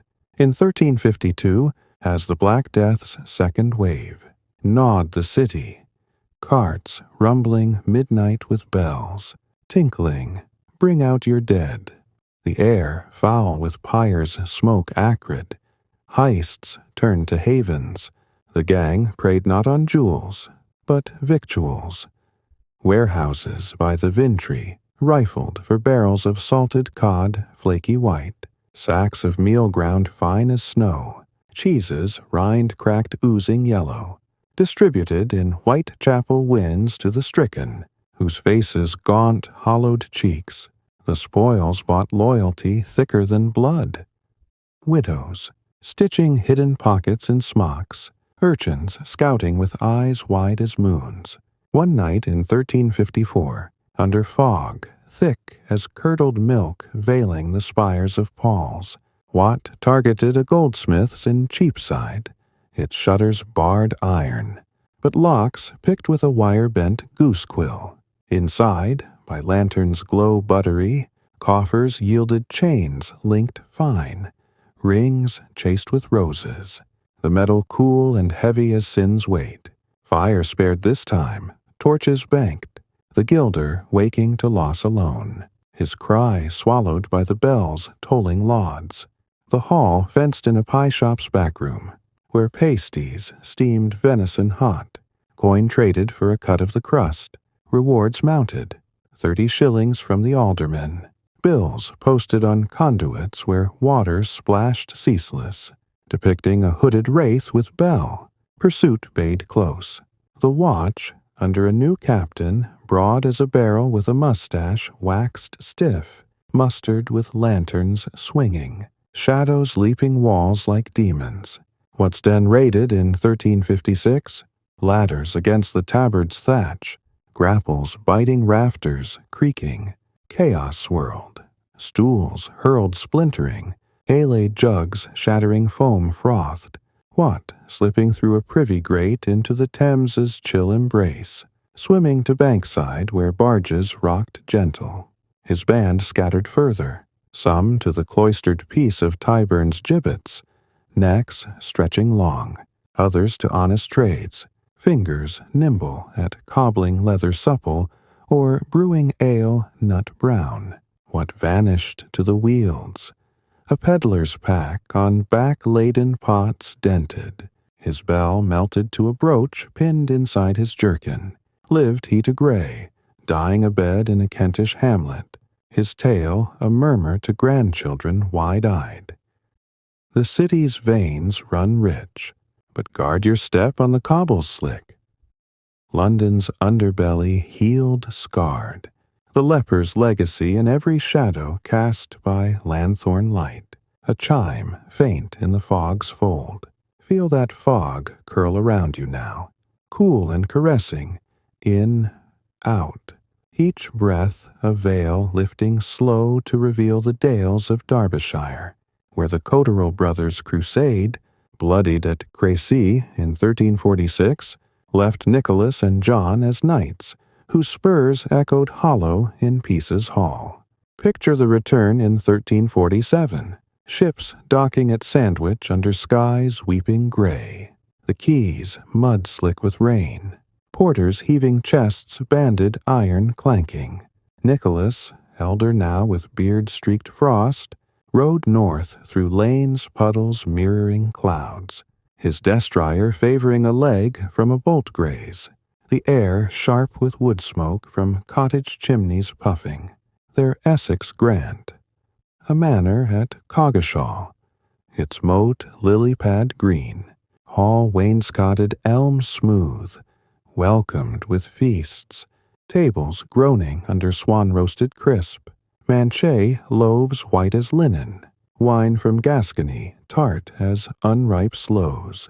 Tenants knelt in the bailey, caps doffed, their voices murmuring oaths fealty-bound, hands rough from plough and spade, clasping his gauntleted palm.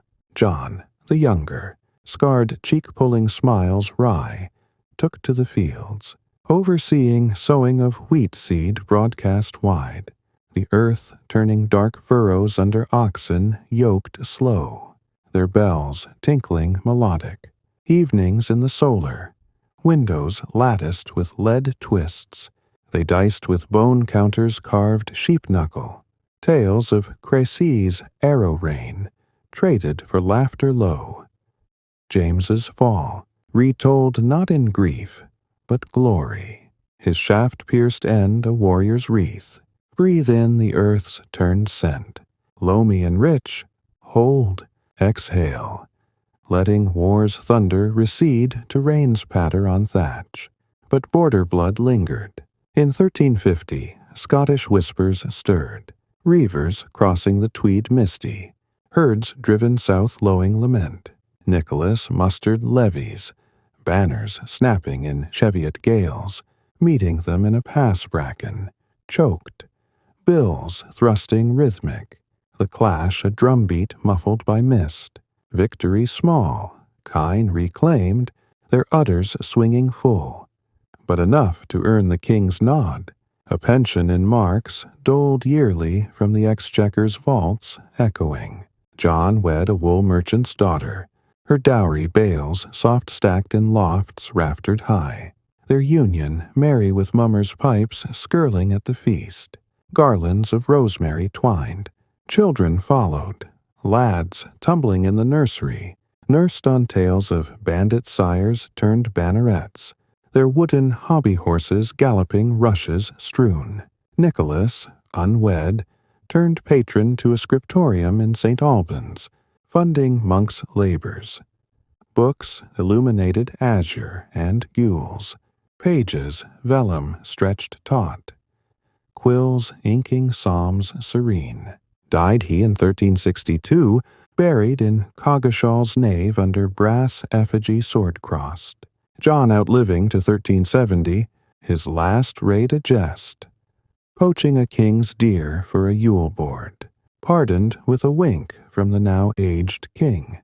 Let those pages turn in your mind, ink drying slow, in, out, eyelids heavy as manor gates closing dusk. Our hush deepens to the borders wild, where Johnny Armstrong's mass hanging in 1530 left the Essex banks a hush, broken only by Corby's caw, the great tree at Cairavron creaking, under the sway of 25 shadows twisting slow. James V, the king who tricked the parley, rode south triumphant, his courtiers in velvets slashed, but conscience pricked like thistle under saddle. Ballads bloomed bitter in the lowlands taverns, harps twanging dirges. Johnny's trust was rope's end, the king's word winds mend. The rivers, chastened brief, simmered, raids flickering like will-o'-the-wisps in the march's gloom. One successor, a nephew named Archie, kin through blood thin as Waterdale, claimed Gilnockie Tower in 1532, its basalt walls glaring defiant, hearths roaring turf hot to ward the damp. Tall as his uncle, with legs bowed saddle-worn, and a bonnet plumed raven feather, Archie gathered 50 riders in Jack's quilted wool, lances tipped iron gleaming, extortions resumed sly, missives to Carlisle burghers, seals stamped arrowhead crude, demanding black rent in pence or plate, or firebrands to thatch roofs nodding. Villages paid tribute grudging, ewes wool-fleeced white, sacks of oat groats coarse, the coin clinking in coffers locked triple. In 1535, a foray bold, English convoy near Bewcastle, wagons creaking under lead ingots gray as storm clouds, guards in corselets rust-flecked.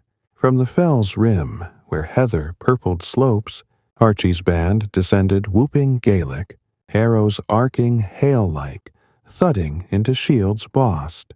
The captain yielded sword-hilt first. His plea, quarter for king's peace, met with Archie's laugh whined hollow, peace is bought, not begged. The ingots hauled to hidden gills, smelted in peat furnaces' glowing ember, bartered to Flemish knackers for blades keen. Rewards swelled. £10 sterling from Henry's court. Posters inked hasty, depicting a hooded raver with a tower sketched crude. James, wary, summoned again in 1537, but Archie scented trap. Sending a groom feigned to parley. The man bound and ransomed light. Skirmishes flared. English bills clashing Scottish glaives at Kershope burn. Water churning pink. The ford, a mire of mud and moan. Archie fell in 1540, shaft through the throat mid-charge, his cry gurgling to silence, body borne home on a targy oak shielded. The tower dimmed, re-ivers scattering to Solway's sands misty. Armstrong's name a byword in border songs hummed to cradle bairns. Beware the king's candle, it burns the moth gentle. Feel the burn's glow fade to ash. Cradles rocking soft, in, out. Dreams weaving the wanted ones. Webs eternal. Let the borders. Cradle rocking hush deepen now. The winds of the Esk and Liddle, whispering lullabies to the ghosts of reavers long swung, their ropes creak, fading to the soft sigh of sedge grass bending under moon's pale gaze, where fireflies flicker like embers of forgotten forays, winking out one by one into the velvet dark. Breathe in the night's cool hush, drawing it deep into your core, filling spaces once taut with day's clamor. Hold for a heartbeat's pause, feeling the quiet expand like mist over meadow. Now exhale, long and languid, releasing the last threads of Armstrong kin's tangled fates, letting them unravel into the ether, your body settling heavier into the pillow's yield. Each muscle a river smoothing to still water. These medieval murmurs are companions through shadowed woods and grudge-forged halls, coil onward in their gentle spiral, drawing us not to clamor but to the core of calm, where the most wanted, those phantoms of parchment and pursuit, reveal their human husks, frail as frost on fern, inviting us to linger in the slow unraveling of their lives, breath by breath, till sleep claims the tale entire. Wander with me back to the mist-veiled moors of Yorkshire, where the Warrant brothers' quiet reclamation in the late 1320s, seeds sown in pilfered coin's fertile furrows, bloomed into a harvest that whispered of fragile forgiveness, yet tempted fate's fickle finger once more. Envision the summer of 1331, the sun a golden wheel turning lazy over dales, where sheep grazed in woolen clouds, their bells tinkling faint as distant chimes from Ripon's minster spire, piercing the haze. John, his back bent now like an old yew under winter's weight, walked the barley fields at dawn, dew soaking chausses to the knee, cool as a baptismal font's edge. The stalks rose tall, heads heavy with grain that rustled like secrets shared in church nave, promising loaves crusty and warm for the hearth. Robert, peddler's pack slung easy over shoulder faded from sun, returned from Hull's Quays, where herring barrels sloshed brine sharp, bartering lace from Geoffrey's Continental, trophy for hooks and lines that glinted silver in his palm. "Brother," he murmured, voice low as the ooses flow, "the sea yields more than sheriffs seek. Nets full, no questions asked." William, cloistered vows chafing like wool ill-spun, slipped the abbey's gate under cover of Compline chants, drifting ethereal on vesper breeze, his habit's hem muddied from lanes trodden hasty. He brought tidings from York, a merchant convoy bound south, laden with spices from the Levant. Cinnamon bark curled tight as scrolls, saffron threads fragile gold, peppercorns round and piquant, vulnerable at the ford near Selby, where the river ran shallow under willows drooping languid. Temptation stirred, a ember fanned to glow in the brothers' council by the peat hut's hearth. flames licking turf bricks black, the air thick with the tang of smoldering, moss and stew bubbling rabbit tender, in an iron cauldron hung from chain rusted soft. Geoffrey, eyes alight with salt wind squint, sketched the plan on a slate-smoothed river pebble. Approach at gloaming when shadows pooled deep, strike swift as stoop of sparrowhawk, vanish into gills where becks sang over stones moss slippery. The deed unfolded as dusk bled purple into the sky's hem. The ford, a ribbon of silver under fading light. Mules' hooves splashing shallow, drivers' songs slurring ale-slack. John signaled from the bank, a low whistle mimicking curlew's cry, and the kin emerged from reeds whispering dry. Robert grappling the lead wagon's tongue, William binding guards with cords from their own packs, pliant as hemp kissed by dew. Geoffrey pried the spice chest, lid creaking like old bone, the aromas bursting forth. Cloves bite sharp as memory, nutmeg grated fine dusting fingers numb with thrill. Bundles wrapped in sacking pilfered from the load itself. They poled a hidden skiff across the oose's breast, oars dipping silent, the current a cradle rocking gentle. Dawn found them in the hut, spices portioned, half to market wives in Beverly, who dosed them in possets for winter's grip, half buried in peat hags cool and dark, retrieved piecemeal for trade in whispers. No cry rose immediate. The merchants blamed gypsy caravans glimpsed on the horizon, their wagons gay with painted saints and bells a-jingle. But whispers wormed to the sheriff's ears by Michaelmas, when leaves turned copper and wind whined through thatch gaps like importunate ghosts. A warrant fluttered on church doors, inked hasty. The warrants, relapsers to felony, reward 15 shillings. The brothers scattered anew, John to the fells, tending a shepherd's flock whose wool he carded soft by spindle whirring rhythmic. Robert to the roads as tinker true, pots mended with solder gleaming, his lace scarves bartered for bread-seeded caraway sharp. William confessed deeper in the cloisters dim, his prior's hand absolution light on shoulder cowled. The words peccavi hanging heavy as incense curls. Geoffrey sailed again, to Antwerp's wharves, where cranes groaned under Baltic timber, his spices swapped for velvet bolts blue as midnight. Folded careful in his sea-chest oak-bound, breathe in the spice's lingering warmth. Cinnamons curl on your tongue imagined. Hold, exhale. Letting evasion's thrill ebb to the steady tick of a hearth clock long unwound. Winter cloaked the moors in ermine deep, snow muffling paths to whispers. The brothers reuniting in the hut where frost etched panes, fern delicate. They spoke not of thefts, but tendings.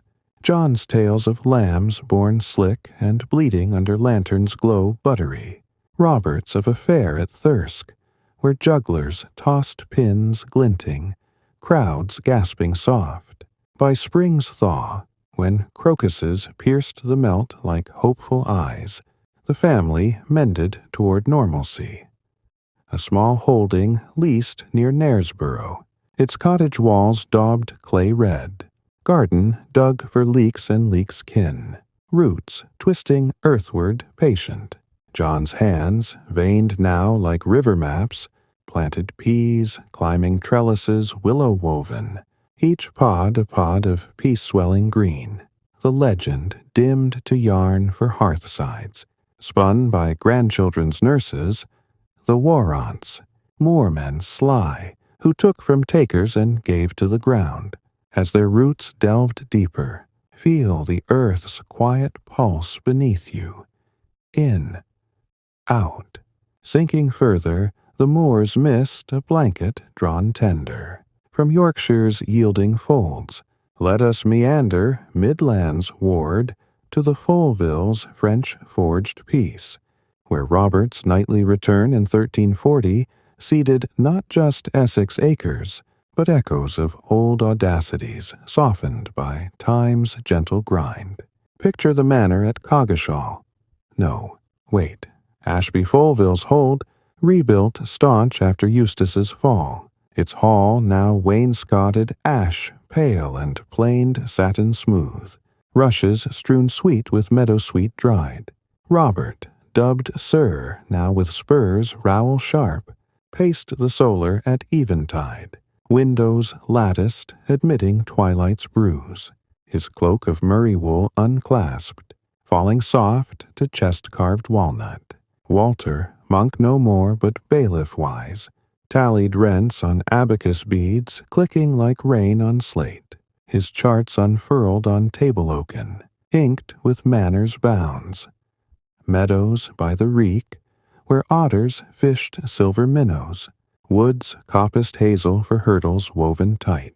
Richard's shade lingered in toasts, poured Malmsey golden from Venice flasks, the brothers raising horns etched stag.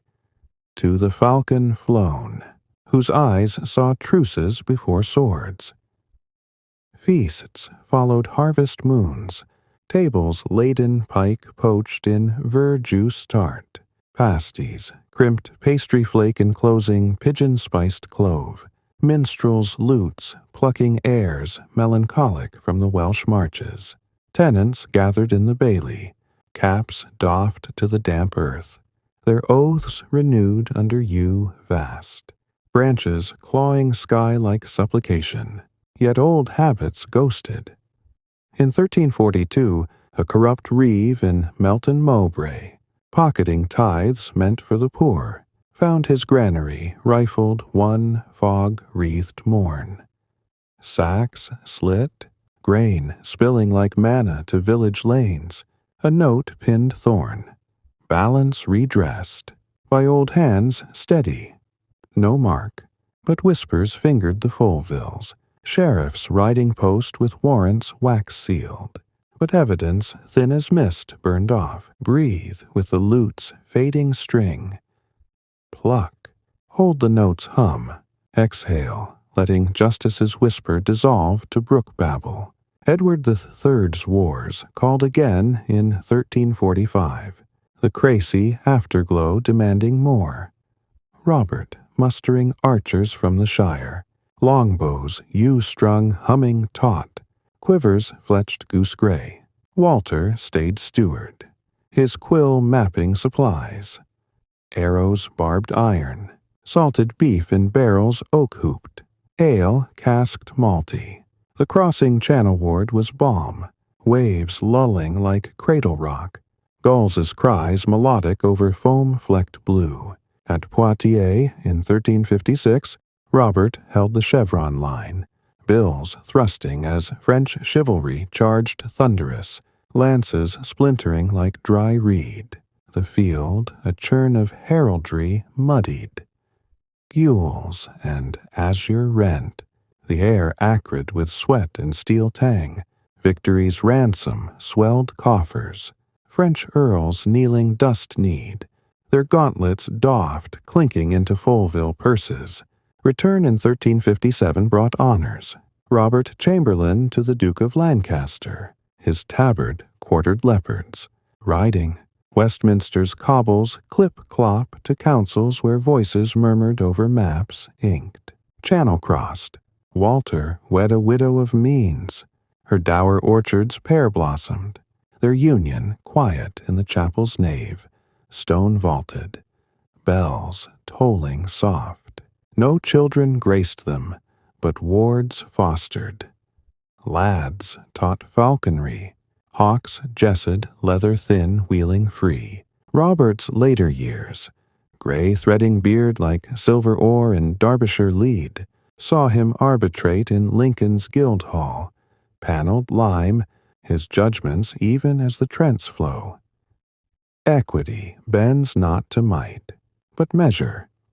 Died he in 1365, buried Ashby under effigy marble-veined, sword-hilt, cupped hands, prayer-folded.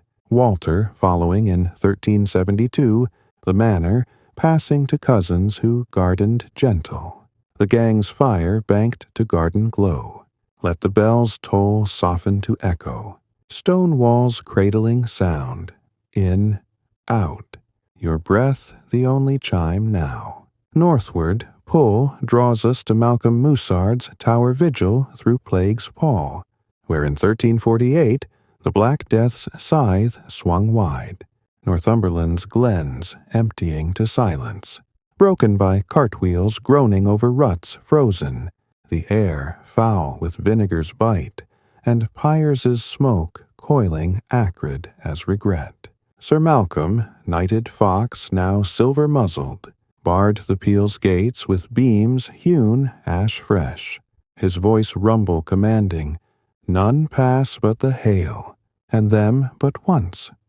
Elspeth, his reaver wife, red-haired, faded to autumn leaf, brewed wards in the still-room.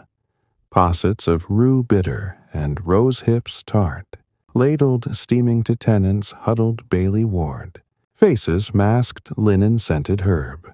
The lads surviving, two, now men callow, paled under the shadow, their games stilled to whispers by the chapel's altar cloth-embroidered cross. Knights Malcolm paced battlements, cloak wadmal heavy dew-damp, eyes scanning Till's silver thread, where salmon leaped feeble, the plague's touch turning waters foul. Dreams plagued him worse than pest. Borders ablaze with old raids, his mare piebald rearing nickering, pardons curling flame-eaten like leaves in hearth. Dawn brought tallies grim, villages ghosted, fields fallow weed-choked, his grange's barns echoing hollow, echoes mocking like jesters' bells. He rode patrols with bills slung saddle, through passes bracken-withered, reclaiming strays, keen, lowing mournful, their flanks gaunt, rib-shadowed. One croft, thatch caved under snow's weight, yielded a widow's soul, babe at breast milk thin. Malcolm bore them towerward, Elspeth's arms opening soft, the hearth's turf fire blue-flamed welcoming. Breathe in the rue's sharp ward, protective sting, hold, exhale.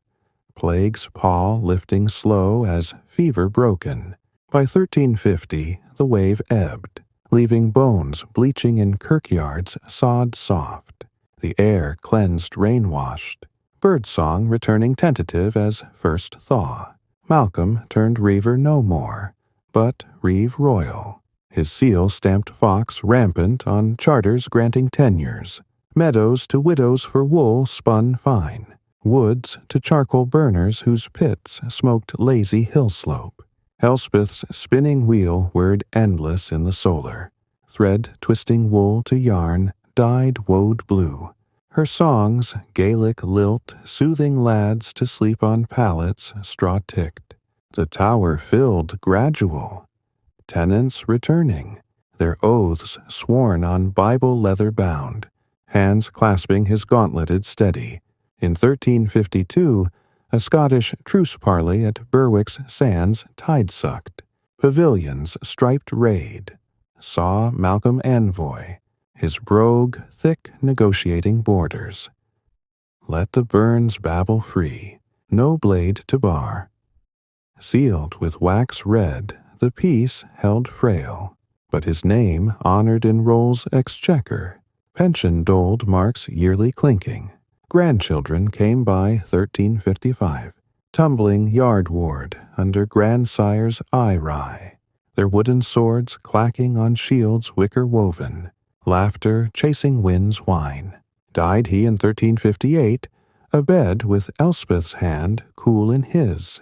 The tower's horn sounded low, buried under sod by the till, cross rowan fresh marking, his chronicle pages vellum yellowed, passed to a son who read by rushlight guttering. Feel the wheels whir, fade to sigh, yarn coiling endless dream. In, out, Deeper, the border's peace a downy quilt. From Northumberland's steadfast stones we thread to Sherwood's green heart, where Roger, Godbird's noose swing in 1272, or was it slip to Welsh mists, left the forest a hush of leaf whisper and heart call. Oak's ancient sentinel to outlaws' oaken fates. Legend leans to escape, his file agate key turning last in Nottingham's irons rust bitter. Guards slumped ale-dosed. Roger melting into night fog veiled. The Trent's lap a guide to hills Welsh where clouds clung crag like lover loath. There, in Powys's fastnesses, he gathered strays.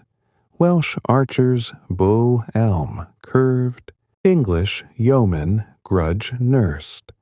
Their camp in a combe fern fringed, huts bough bent thatched bracken, suppers of hare stew spiced wild garlic piquant. Raids resumed sly on marcher roads, tolls taken gentle from pilgrims' scrips bead-strung. The coin divided fair under moon-silvered yew. Henry's peace, Edward the Ferns now, bade distant. Rewards faded ink on posters wind torn. By 1275, Roger wed a chieftain's kin.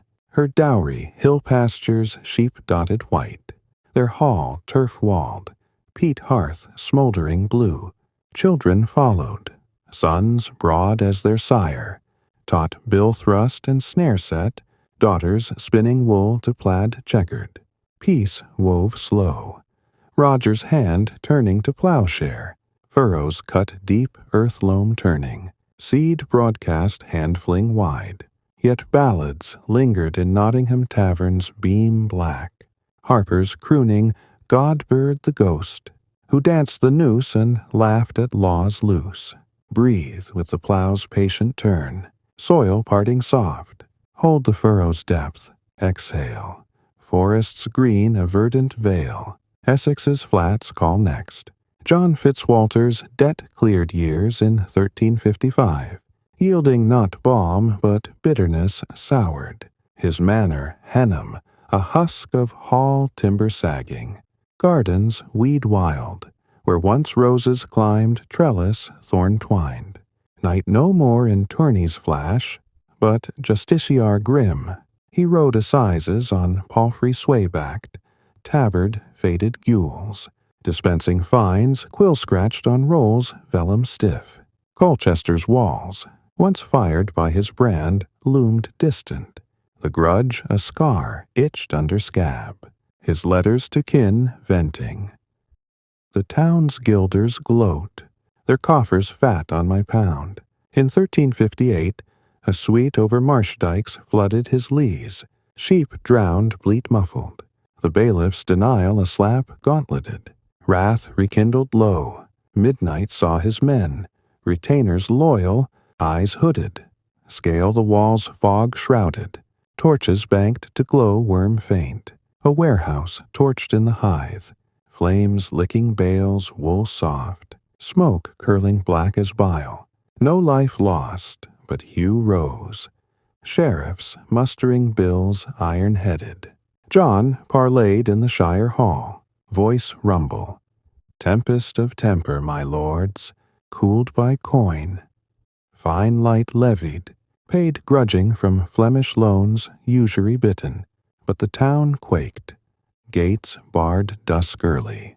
Later years ground gentle. John wedding late a maid meek. Her dower acres salt marsh reclaimed, their union childless but calm. Evenings by hearth where logs beach-popped sweet. His tales of old wars spun yarn for servants' ears.